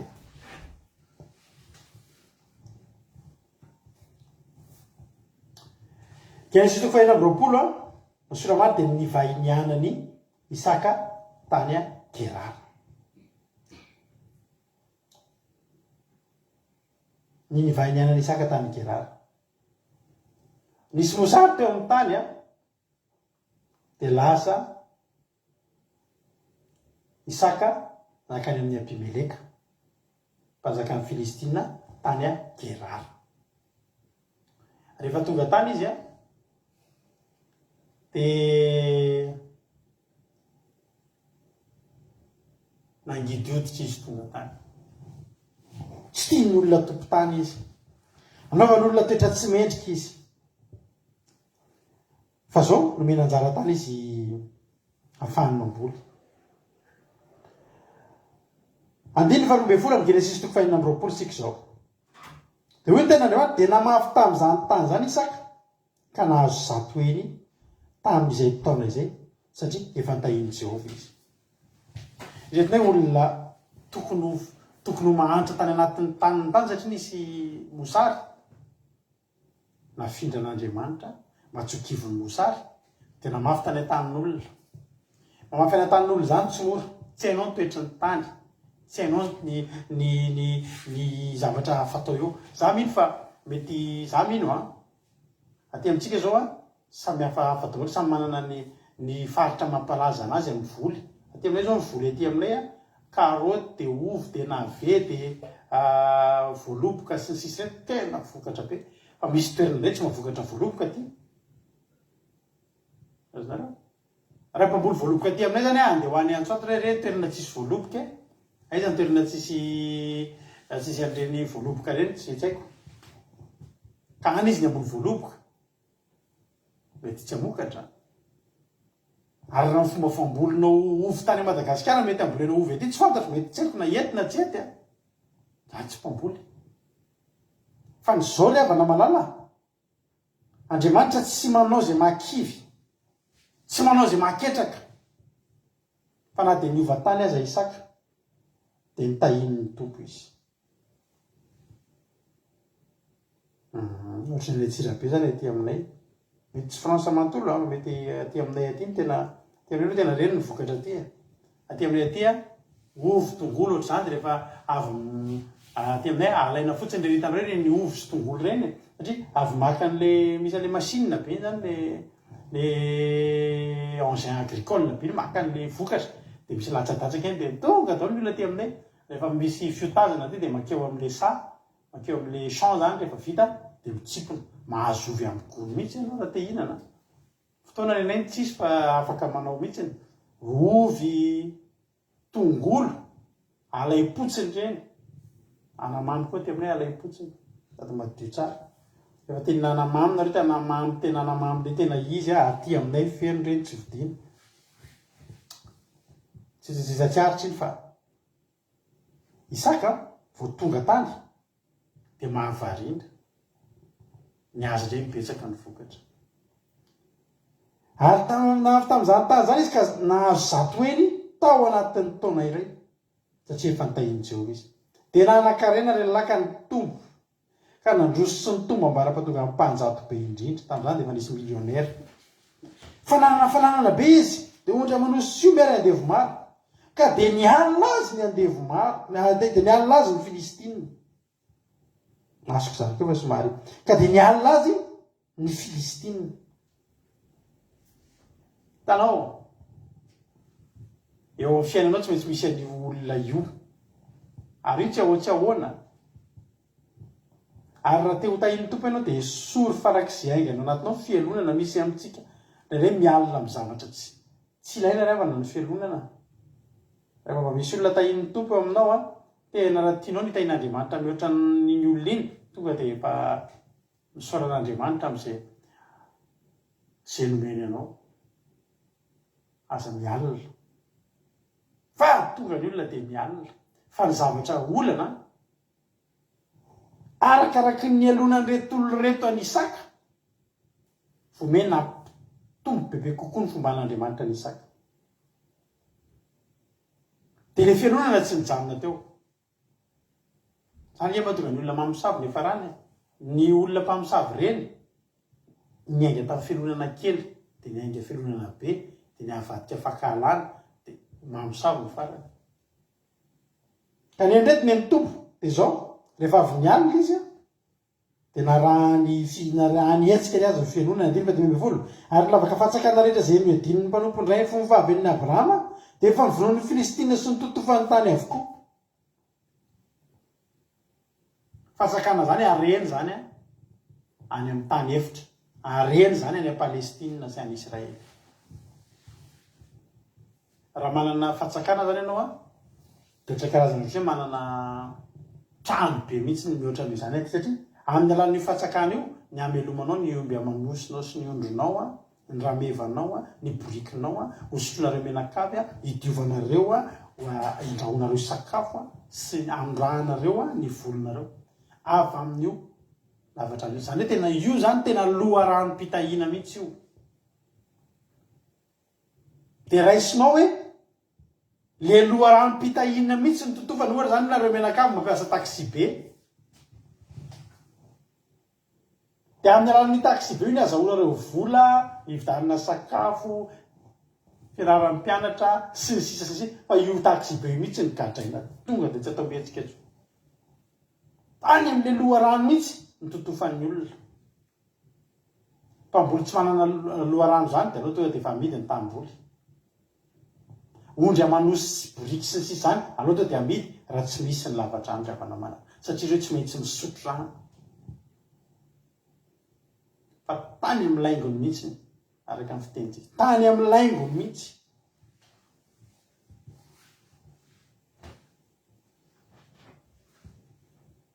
mily sy manao commande anamamy zany a alleluia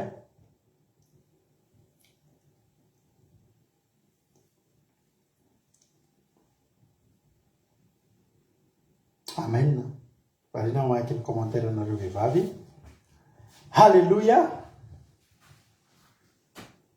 tonga de totofana am'izay ny lavadrano ary ny ampy fandroany io andiny fahenina amby folo ary hoe biby ndraika tamin'izay miala ty aminay fa mahery lavitra noho izay ianao zavatra rehetra tokony akivy areraka natao tamin'ny daholy fianonana mangaringarika kely sy ny sisa eny aloha ozy izy saky hoe tsy mampaniny zany ndoary ozy izy tapenanaindreny lavaka totofany am'izay ny lavadrano nytotofany am'izay ny lavadrano ny ampy fandroana mahery vaika de niala isaky niala teo isaky ary nanorona nylay atao doasahany giraraka nonona atao de nyloarany isaka ndray ny lavaka fatsakana izay voady fony fahavelon'ny abrahama ray fefa vonoan'ny filistiny reny rehefa maty abrahama ary de raha sy ny anarany reny araky ny anarany izay nanaovandreny azy teo aloha za mino fa manao fatsakana vaovao mety mora no mandoatra fatsakana feno vovoka zany raha neritreritro ampy sy mora zany hoe io misy fatsakana efa vita rary vato de nitotofana vovoka indray nohony hoe mbola vo manomboka miady fatsakana voalohany sarotro zany sarotro zany hitany rehefa taloha mandoko tomobile rehefa mandoko tomobile rehefa manao niverny io ianao de misy tsy mety ny mamerina an'io mbola sarotra no nanao azy tamin'ny voalohany ny manao rectification amin'io tena sarotra raha misy mpandoko eto mahay an'izany zany zany inona zany ny zavatra mitranga tena tokony ho kivy sakariavana hoe hitanao zao mihitsy hoe misy lavadrano misy rano totofan'ny olona de iny lasa le olona ary tsy lavadrano anankiray lavadrano be de be nitotofany zareo daholy zany hoe ianao zany iaindy avaovao ndray analan'ireo tany zay nataon'ny olona ny manototra mora no manala manototra tany zany tonga de vetivety fa ny manala ny reny tsy mora ary azo kantoka fa tena reraka isaka fa isa fa fito amby 50 andeny 70 reraka izy fizy tsy mba miteny hoe kivy a satria raha kivy izy de tsisy ninona azo natao tsiny teo fa tamin'ny alalany tsy fitenenana hoe za kivy nanomezan'Andriamanitra azy hery alleluia miady teo amin'ny loha samy mpanompony isaka nahita loharano velona mbola hita ihany le loharano velona efa totofana satria naninona satria tsy nanaiko kivy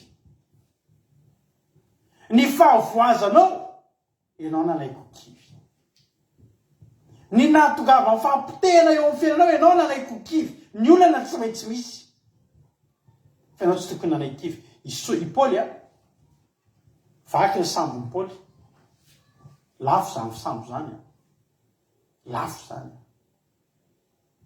de tretrinareo fa iverinanao tourné vaovao ndray Saoly I Paoly zany dia tsy nanam-bola intsony Paoly. Dia ny nataony Paoly nanao asa tanana izy mahisa asa tanana. Mety tsary sikotra zany, mety tsary hosodoko zany, mety haingo-trano zany, mety latabatra, tsy haiko, tsy fantatro, fa dia mahay asa tanana ny Paoly. Fa hitretinareo alohan'ny andehanan'ny Paoly andeha hitory any alavitra, ary Paoly rehefa mitory tsy hoe tsy amin'ny 10 kilometatra hoe boriky ny entina, fa zany Paoly mandeha mitety zany tonga hatrany Azia, tonga hatrany aninona, tonga hatrany Arabia, tonga hatrany Azia, zany hoe lalana lavitra. Dia hitretinareo hoe voavirava ny sambo, potika ny sambo, letika tsisy ninona ampelantanana, hiaika zavatra vaovao. Dia inona le ingana avao? Coffre ve no voaina? Hoe tonga dia misy coffre, voaina fotsiny ny coffre, filo ny combinaison, tik voaina ny vola be, andao andeha andredretra, niainga amin'ny zavatra tsy nisy. Pensily hazo, mety crayon sy taratasy ny teo ampelantanany. Dia nanao sary hosodoko izy, na mety nanao asa tanana, zay asa tanana azo natao teo. Dia mbola varotra n'iny eny Analakely koa. Varotra ny ohatran'ny amponga kely ny zazakely zay. Malafa anaky 10 enina dia mody aloha. Dia tsy azo bangana sakafo satria manana tanjona n'inona, mbola andeha hitory hatrany Azia. Ho tonga hatrany amin'ny Kaisara izy amin'ny frais. Manao asa tanana reraka Paoly ry havana. Misy fotoana tena reraka, mety tena resy tory ampanaovana asa tanana. Ozy Andriamanitra hitako ny lalana lavitra le ianao. Fa tena mahafinaritra ianao tsy miteny hoe kivy, alleluia. Dia nomen'Andriamanitra hery. Isaka teto ny mpanompony mety kivy, mpanampaherezindreo karama ataovy zany fa ataovy fa vitatsika io. Ary za miny fa na Isaka teto na dia mpanjato be, mety nandray angady mihitsy izy nampaheriny. Ange ny tena leader ny tena leader tena manampy izy ny manao betsaka. Za miny fa nandray angady mihitsy Isaka teto. Zany ny olona tsy manaiky ho kivy. Raiso ny angadinao raha mipetraka eo ianao dia reraka ianao. Tanjony devoly dia zay andreraka anao. Rehefa reraka ianao mijanona ianao dia milamina izy. Ny mponiny Gerara tompoko dia nanao izay nankivy an'i Isaka.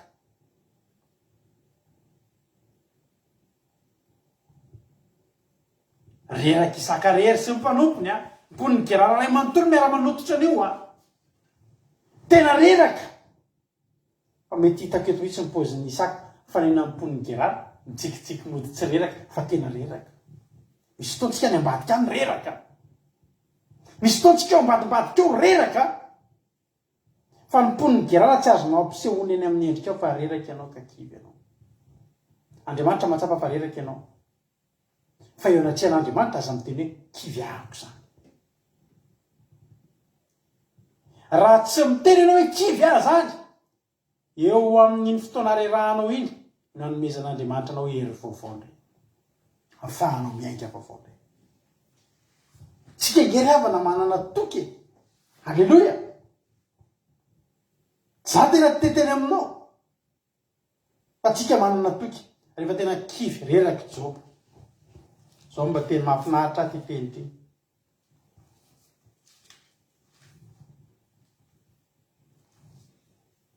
Alleluia. Mahafinaritra teny voalohany izay nataony Elifaza rehefa nahitany Job izy. Job toko fahavatra teny voalohany. Teny voalohany nataony Elifaza. Tena maly Elifaza teny manitaka raha hoe raha misy samy teny aminao dia hososotra va ianao. Fa raha mame vava kosa izy moa mazaka izany. Indro efa nananatra ny maro ianao. Ary ny tananao miravoravo efa nampaherezinao. Ny teninao efa nanohana zay efa saika lavo. Ary ny lohalika malemy efa nampatanjahinao. Izy Job io dia olona miliardera fa olona mpanao asan'Andriamanitra. Azoko antoka mihitsy fa i Job io mandeha eny an-tsena eny mahita olona kifikify dia mampahery olona io. Tsy lany fotoana tamin'ny arenany io. Jereo hitan'ny olona zavatra nataony. Sy tanana miravoravo. Tena azoko antoka fa io raha i Job mahita hoe reny amin'ny Facebook eny olona marary ohatrany nandefa vola amin'ny 8 vola. Ny teninao efa nanohana zay efa saiky lavo ary lohalika malemy efa napatanjanao. Izy zany dia olona miliardera tena sady tena olona tena mahay mampahery be. Ao ny ten'Andriamanitra hoe nefa ankehitriny mba manjoanao kosa zany ka dia kivy ianao miaritra aminao zany ka dia raiky tahotra ianao. Andininy fahenina tsy ny fivavahanao va ny tokonao ary tsy ny fanantenanao va ny fahitsiny lalanao. Halleloia. Masiny ianao tsarofa fa iza moa no very tsy manatsiny ary taiza nisy olo mahitsy naringana. Araka zay efa hitako dia izay miasa eloka sy mampifahoriana ianao mijinjany zany. Hitanao ny itovizantsika sy Joba. Halleloia. Tsy arena. Resy be tsika raha arena. Tsy zany ny itovizantsika aminy. Fa ny itovizantsika aminy, tsika samy manana toky an'Andriamanitra. Matoky ny fivavahana. Tsy ny fivavahanao va ny tokonao izy izy ny tenin'Andriamanitra. Ole iran'ny pasteur Jocelyn zay mana hoe tsy izay miseho an'io ny amaritra ho avinao. Inona ny zavatra miseho aminao androany? Zany tsy afaka namaivana an'io. Tsisy nizaniza afaka namaivana ny problemanao. Mety misy olona amin'izao fotoana izao mety problemana traiko. Inona zavatra mety mavamaivana eo anatrehantsika hoe tsy fantatro tadidrio fa androany misy olona ny fijona vavolombelona dia tsotra. Ny fafahana nanatrika commencement fa natoro ny patron. Sotra n'Andriamanitra izy fa nataon'Andriamanitra reniko ny torimaso ny patron dia izy afaka mbola maninona manaraka commencement tao anaty zony. Zany ny atao fijona vavolombelona. Raha ho an'olo-kafo zany ho antsika ty zany izy ny patron antsika tory eo. Samy manana ny mavesatra aminy io.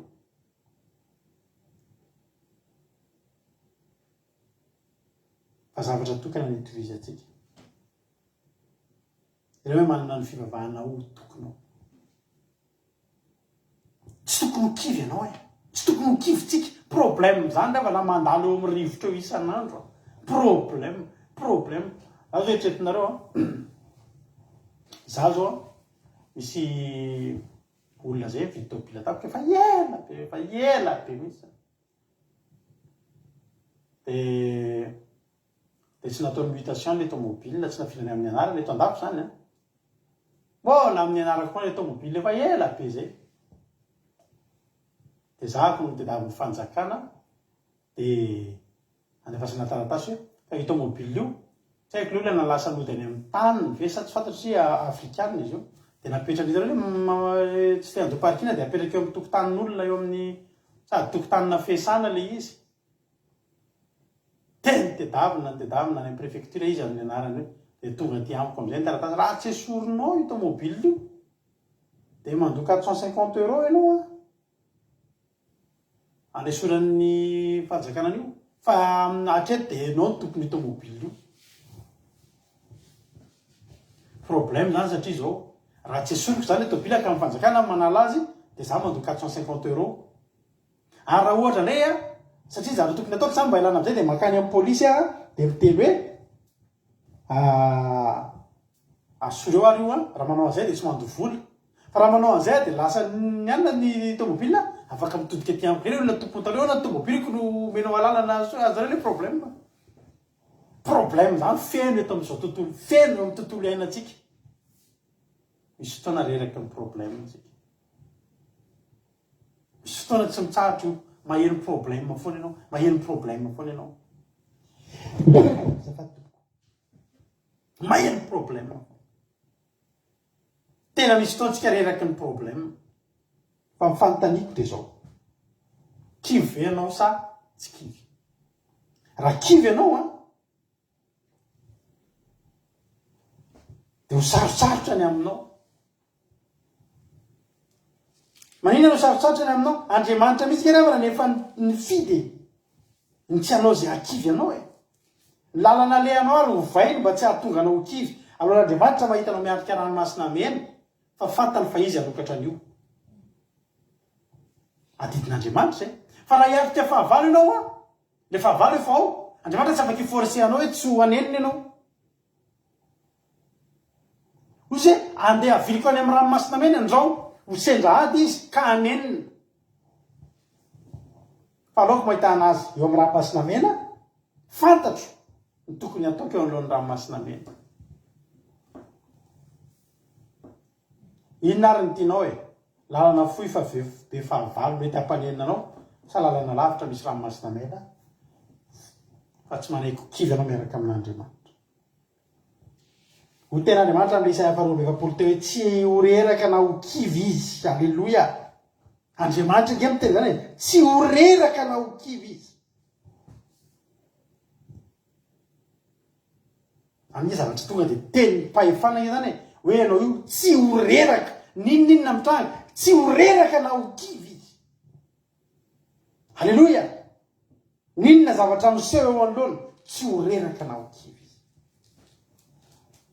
Tenenareo trandrana bavito ity za tsy kivy ozy izy. Alleloia. Fa amin'ny fotoana ianao miteny hoe tsy kivy aho. Isaia 7:20 no ny alavitra nalehanao dia sasatra ianao nefa ianao tsy niteny hoe kivy aho zany fa dio am-bavanao zany zay teny zay hoe kivy aho zany. Hitan'Andriamanitra fa lavitra ny alehanao. Hitan'Andriamanitra fa mafy ny zavatra lalovanao. Fa miandry Andriamanitra tsy mitenenao hoe kivy. Alefan'Andriamanitra amin'izay ny aina vaovao. Alleloia. Azo aina ny tananao izy dia tsy nahatsiaro reraka ianao. Andriamanitra ny anao an'izany. Androany zany hoviditsika hividy aina vaovao tsika hampaherin'ny tanantsika te hividy hery vaovao avy amin'Andriamanitra tsika tsy hatsapatsika reraka amin'ny alalan'ny fitenentsika hoe Andriamanitra saika kivy fa za tsy kivy. Tsy kivy aho fa tokoko ianao za matoky anao dia za tsy kivy. Ho tahiny tompony antsika menakavy aza manaiky kivy manan'Andriamanitra velona ianao. Nge ny tenin'Andriamanitra ny amin'ny Deutéronome marana ko azy tiako mba marianao ty baiboly ty. Deutéronome 7:7. Tsy tian'Andriamanitra mihitsy tsika hiteny an'ity zavatra ty. 7:7. Andao ianao anao anakapoe ny tanako sy ny herin'ny tanako ny navojeriko navoriko zao areny zao fa tsarovy Jehovah Andriamanitra fa izy ny manome anao hery avory areny mba ory ny fanekeny izay niananany tamin'ny razao tahaka izao andro anio zao.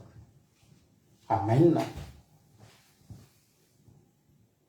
Andriamanitra tsy miala amin'Andriamanitra ianao mitoky amin'Andriamanitra ianao tsisy antony tokony tenanao hoe kivy ianao. Fantatritsika araka ilay nataontsika talohan'ny toriteny teo Andriamanitra eo foana ary tsy sitrak'Andriamanitra ny akivy an'sy ianao. Miady mety lalovantsika tsisy finorana tsy eo tsy afaka hanam-pontsika raha tsy manoloana ady ary niady zany tsy fampitehana ny dikan'izany fa niady zany dia zan'Andriamanitra toetratsika matoky azy fetsika.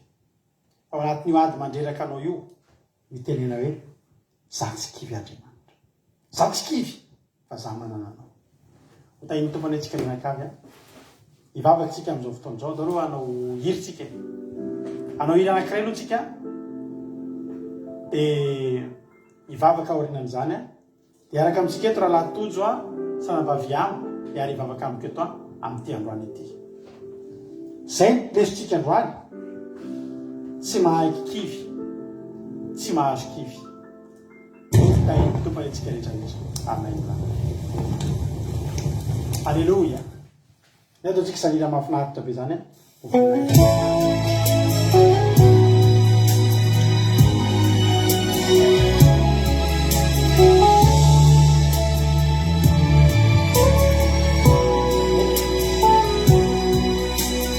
Aza mitanodikiza na mafini manju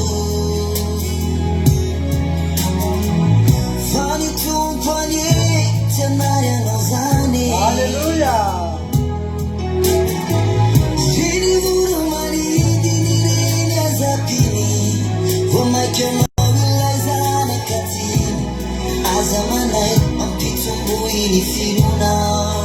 Asa kivy. Alleluia.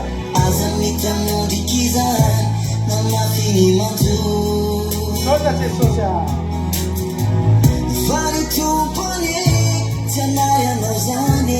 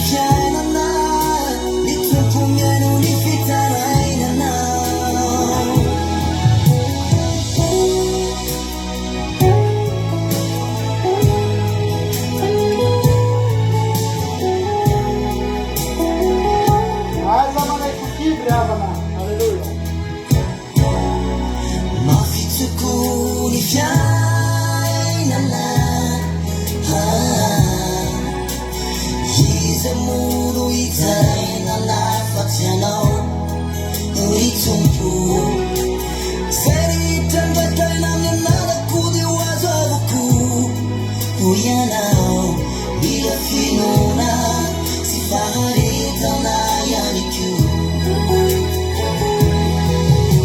Ambuli mora nilifanyana kamtupo Faizi tianda wanoza Akanza ulifusi sai Nafaza tuma Ambuli mora nilifanyana kamtupo Faizi tianda wanoza Na mofini fiaina na Itukumenu nifitaraina na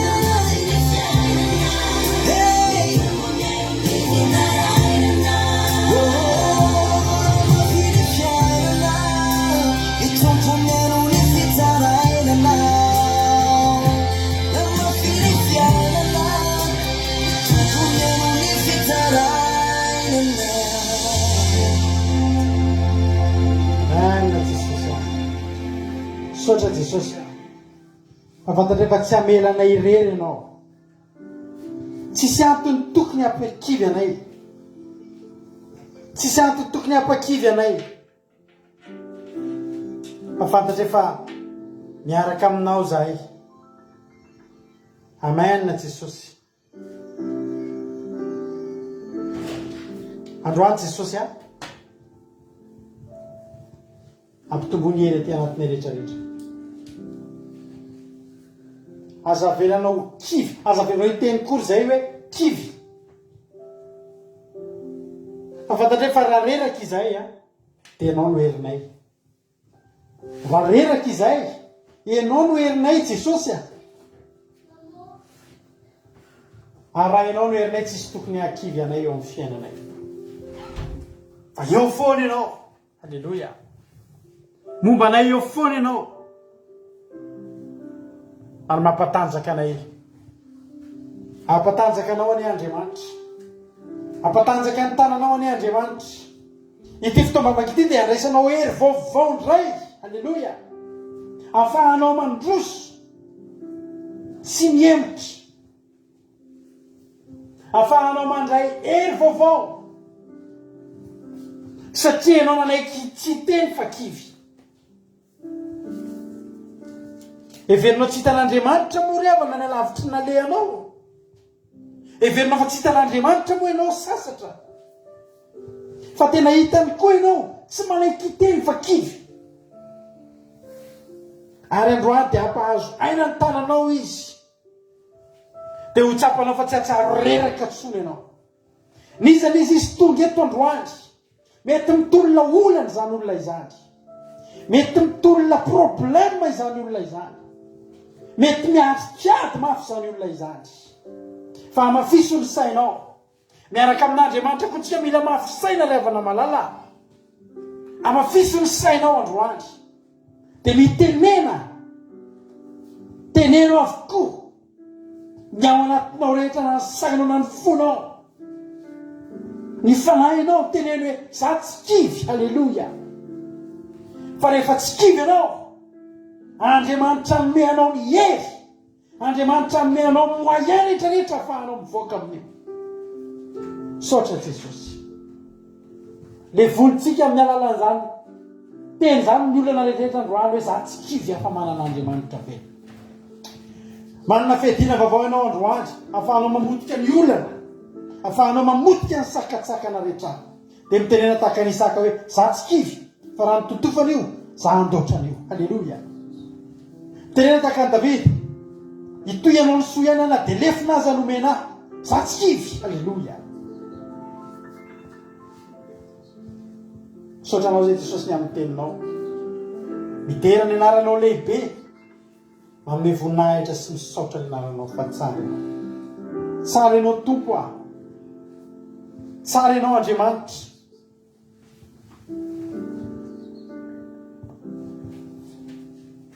Tena tsara sady mendrika ianao, ary tena manana toky izay miaraka aminao. Ampitomboy aty anatinay ny finoana ianao, ny fahatokiana ianao, ampitomboy aty anatinay zany Andriamanitra. Dia meo hery atan'izao zay hevitra rehetra azonao atao Jehovah. Mety andefa olona ianao hanohana ny tananay, mety andefa miteninao ianao ilatsika ty anatin'ny fonay, aniraka tranga ny zavatra maro ianao Andriamanitra. Atonga anay tsokivy, hiasa mahery eo amin'izany zavatra manakatsakana anay zany. Anome hery ny tananay, anome hery ny lohalika malemilemy. Anaranao Jesosy, voninahitra ho anao, dera saotra laza ho anao amin'izay teo mandrakizay.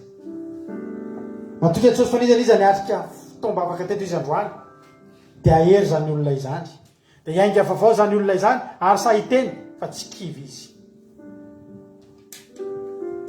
Mandreraka ny ady fa zay tsy kivy, zay manan'Andriamanitra velona sy mahery.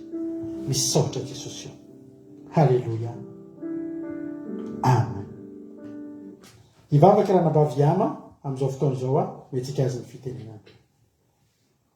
Halleluia. Tain'i Jesosy tsika rehetra, tain'i Jesosy pastera, zay dia tena hoe misaotra Jesosy malalo tonga amin'izao fotoana izao, zay misaotra Jesosy malalo fa tanteraka teto ny sitraponao tamin'izao sabata masina izao. Misaotra Jesosy malalo satria tsy tahamin-kerinay zany rehetrarehetra zany, fa noho ny fitiavanao aminay mbola mahatonga izao anay ka nahafahanay tandrina izao sabatanao masina izao. Misaotra Jesosy malalo fa tena hoe nomenao zany teny mamy zany zahay mba hanome hery anay indray. Raha tena hoe betsaka ny kivikivy Jesosy, abetsaka ny zavatra miseho amin'izao fotoana izao eny amin'izao tontolo izao eny, na ny tany masinay na ny vanotanay na amin'ny zavatra rehetra ienanay. Fakiviana Jesosy malalo, tena hoe faharerahana, tena hoe Jesosy ienanay teto indray ny teninao, zay tena metefo aminay tsirairay matoky azy zao tsisy na dia iray aty Jesosy andefan'izany teninao zany, mba tena hoe atonga ny vavan'izy ireo tsy lohbava fa kivy, atonga azy ireo fa hanana hery satria manana anao, anam-panantenana foana satria manana anao, hanana zay rehetra tokony ho azon'izy ireo satria Jesosy malalo efa ao aminao. Dia makasitraka ray masina tsara indrindra, makasitraka fa mamy loatra zany teny nomenao anay zany, makasitraka fa manome hery anay zany teninao zany, ka atonga anay fikitra aminao, atonga anay tena hoe hibanjana anao foana na inona zavatra miseho Jehovah malalo. Dia meo hery zay, meo tanjaka foana, tena hoe haroy foana momba anay rehetra, rakofa mbanela tao zahay mba tsy ho ahita zay zavatra miseho ka ho azo fakapanary ateny hoe ho kivy Jesosy. Satria ambiny eo amin'ny fiainanay ny zany fitenena zany, zay tena hoe ty ho akasitrahanao fa ny ao anatin'ny sainay dia hoe manana hery foana zahay, manana fanantenana foana zahay satria manana anao. Makasitraka ray masina tsara indrindra ho amin'ny fotoana tetandroana fiderana na ny fiankonofana na zany teninao masina zany, dia sorana ianao lehibe satria ianao ny mbola nahatonga anay, fitiavanao anay mbola nahatonga anay na ianao zany betaka ny Jesosy ny eny mbo fambony fandrina eny amin'ny hopitaly eny mangetaeta Jesosy, ny eny teninao mangetaeta azo fampaherezana, nefa tsy afaka tsony izy ireny Jesosy. Misy efa tsy eto amin'izao tontolo izao tsony, fa izay rehetra Jesosy malalo mbola nomenao tombonandro, mbola nomenao hery sy tanjaka, dia entina hiderana anao zany Jesosy, entina hiankalazana anao zany, dia mandrakizay zany Jesosy malala voadina eto anatrianao dia ho anao mandrakizay izay tsirairay avy ary kasimony fianakaviana tsirairay avy ihany koa mba tena hoe ny amin'ny alalan'ny fanahy masinao dia fa anenika azy ireny ka mba tonga azy ireny iverinao ambalanao. Jesosy malala makasitraka anao tamin'ny fotoana rehetra androany, makasitraka ny amin'ny mpanomponao tondra zany teninao zany, makasitraka ny amin'ny mpanomponao mitondra fiderana sy fankofana teto dia atolotra anao tera sy ny laza ary ny fiadanana teo anay tsirairay avy. Ianao ilay mpanjaka ny mpanjaka, ianao ilay tsisy toanao dia eo mipetraka ny seza fiandehananao. Dia misaotra Jesosy malala tianay loatra ianao. Alleluia, amen.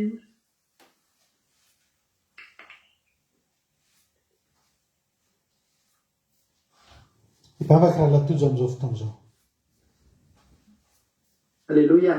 Tena hoe misaotra betsaka Jesosy misaotra betsaka anao satria nienao an'izany toriteninao zany indray Jesosy dia tena hoe nampahirana ianao Jesosy tena hoe mety nisy kivikivy tonga teto Jesosy mety anaty olana, mety hoe mitotoran'ny fahavalony koa ny teo am-pilatanany Jesosy ny zavatra mba projet dia mitotoran'ny fahavalo tahaka na mitotoran'ny fatsakana izay ny loharany Isaka Jesosy dia tena hoe dokam-bavaka manokana eny Jesosy tena azo hery anay tena androany anay tsy teny zany mihitsy hoe kivy androany anay teny hoe mahery tsy kivy dia amin'izay Jesosy amin'ny alalan'izany mihitsy ny esanao, amin'ny alalan'izany mihitsy ny atonga hery, miforona ny hery ao anatinay dia tena hipololosa mihitsy ny fanahy masina Jesosy ampahery anay, ampitsaka anay Jesosy ampitsakao Jesosy izay kivikivy teto Jesosy dia tena hoe zany teninao zany Jesosy tena nampitsaka anao Jesosy tena mankasitraka anao anay satria tsy tonga ho azy Jesosy zany teninao zany fa misy olona tena tianao ampaherezana amin'izany teninao zany tena hitsaka izy tena tsy teny eny Jesosy problème eo foana Jesosy zavatra lalovanay Jesosy dia isan'andro dia misy olona miravona meo dia meo tonga indray, miravona meo dia meo tonga indray ka tsy ohatrany ny sakoka mihitsy Jesosy tena ny sasatra nandoaka efa mba nanana fatsakana fa nitotoran'ny olona mandoaka indray tena hoe zany Jesosy ny fiainanay tena eo foana ny mpanototra Jesosy tena hoe ampeonay tsy ho kivy tena omeo enery anay tahaka ny voromahery Jesosy andeha tsy ho reraka Jesosy dia tena hoe ho tanteraka amin'ny fiainanay ny zany Jesosy zany toriteny zany dia tena hoe ianao ny asa feno aminay tsirairay avy Jesosy tena ny mba tsy ho toriteny mandalo fotsiny zany fa tena hiasa eo amin'ny fiainanay Jesosy lavitra ny lalanay Jesosy tena ny tsy ho kivy anay lalandavitra makany aminao makany an-danitra zany lalandavitra betsaka ny sakatsakana ataon'ny devoly eny an-dalana fa za Jesosy androany tena mandataka hoe tena hiasa aminay ianao Jesosy na lavitra ary ny lalana dia tonga anay ny Jesosy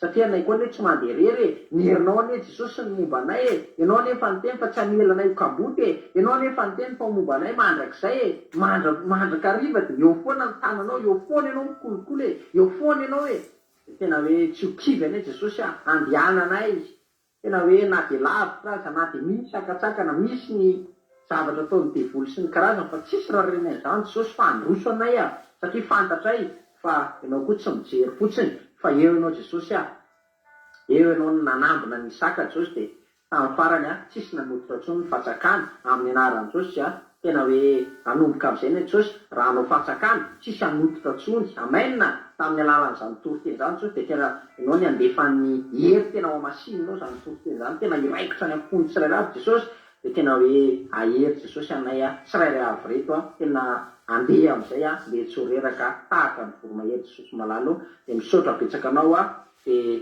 tena hoe mankasitraka ny amin'ny fotoana rehetra androany na fiderana na toriteny dia tena nahafinaritra na akasy dia tena nahavy ny fanantenana Jesosy dia voninahitra dia ho anao fisandratana dia ho anao halleluia tianay anao Jesosy tianay fonay tianay amin'ny fanahinay ary tianay amin'ny sainay manontolo anjakao ny fiainanay Jesosy halleluia amen. Alleluia. Misaotra n'izy menadatsika ny arany vavaka tamintsika teto raha nabavy amany akao ety dia raha latojo ao Allemagne andao arytsika hiditra amin'ny fiderantsika tena horaisika amin'ny fifaliana zany toriteny zany tsy miala entanao androany raha tsy voky tena voky fifaliana voky fahasoavana andao arytsika anao mira fiderana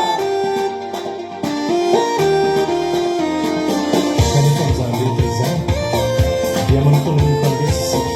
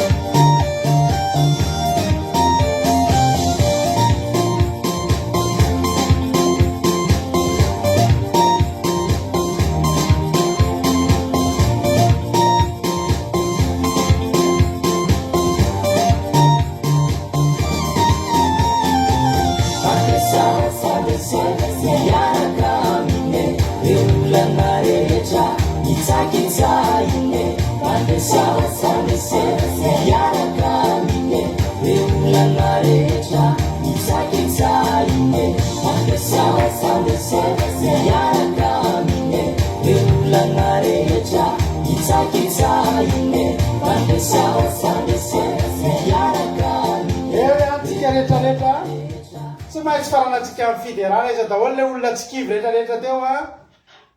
Halleluja. Miaraka amin'ny zanaresitsika rehefa fidera. Miaraka amin'ny groupe de maresitsika zao a. Halleluja.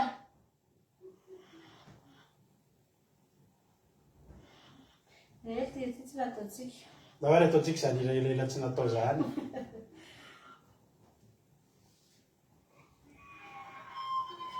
Rehefa avy atsika mangataka hira indray a. Rehefa misy mitabataba fiangonana ao ambadika ao. Misy mitabataba ao fiangonana. Anao tapahana micro ao fiangonana. Allez.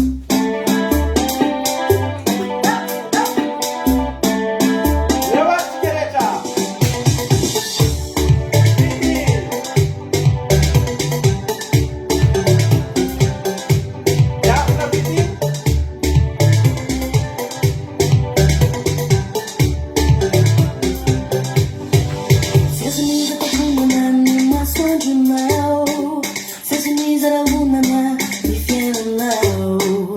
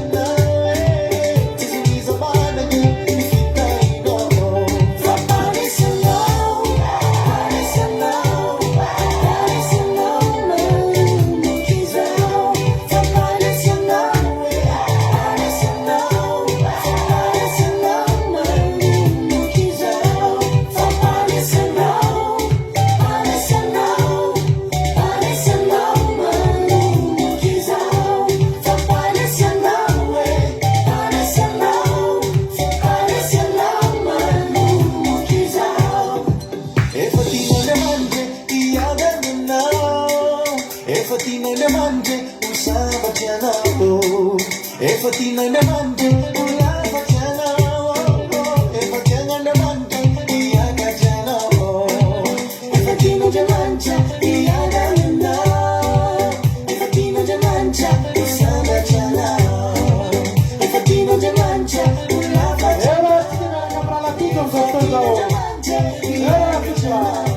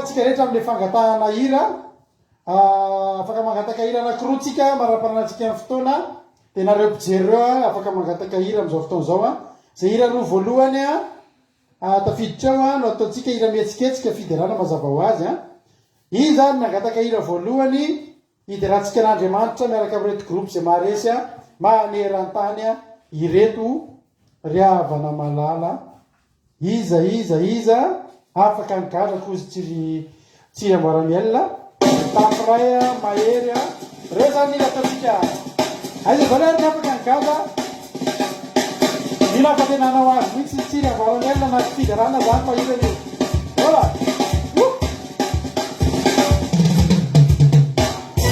maheso any Italie zetsika zao any Italie zay camera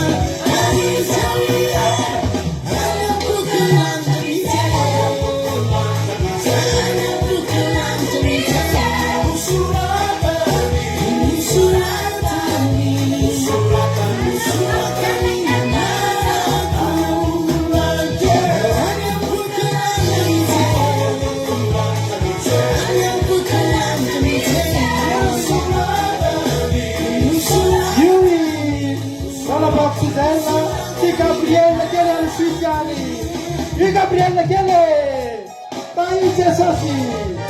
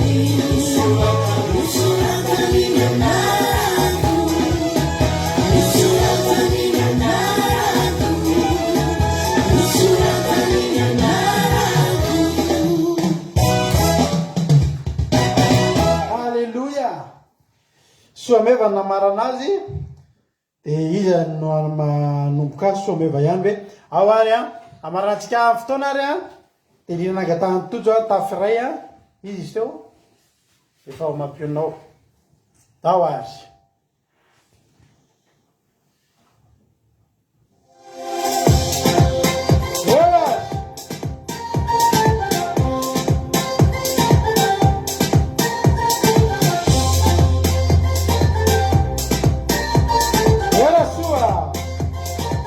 Neva.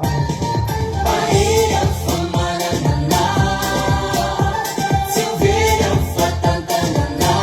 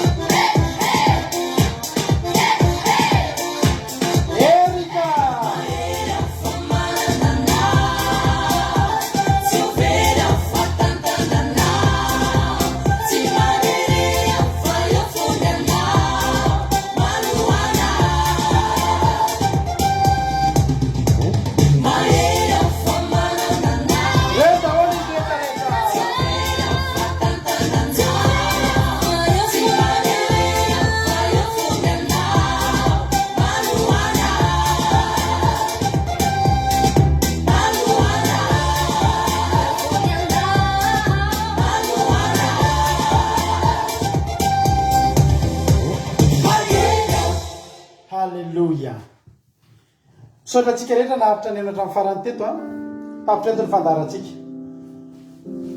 fahasoavan'andriamanitra ny eo amintsika tsirairay avy a dia matoki ianao fa nyten'andriamanitra dia miteny amintsika manao hoe sambatra zay manao ny sabata ho fafinaretana ka raha fafinaretana manao ny tonga teto androany dia anao ny azo atao hoe olona sambatra miraha tontolo herinandro mahafinaritra be amintsika tsirairay avy a omban'andriamanitra omban'ny tanan'andriamanitra herinandro tsy akivy ianao herinandro tena andresenao herinandro tena itombonao a ara-panahy mame fotoanantsika milatsinainy amin'ny sivy maraina amivavaka maraina amin'ny sivy ro sasany alina amivavaka fiambenana aki radio point radio 12345.com aki radio point radio 12345.com fa anao mieny nonjapeo aki radio isan'andro ao ihany koa ny pagetsika andramika izao aki radio izay efa misokatra ahitantsika ny karazana fandarana maro a dia ity pagetsika ity koa samy hita iny mitombo daholo a mahereza ombantsika ny andriamanitra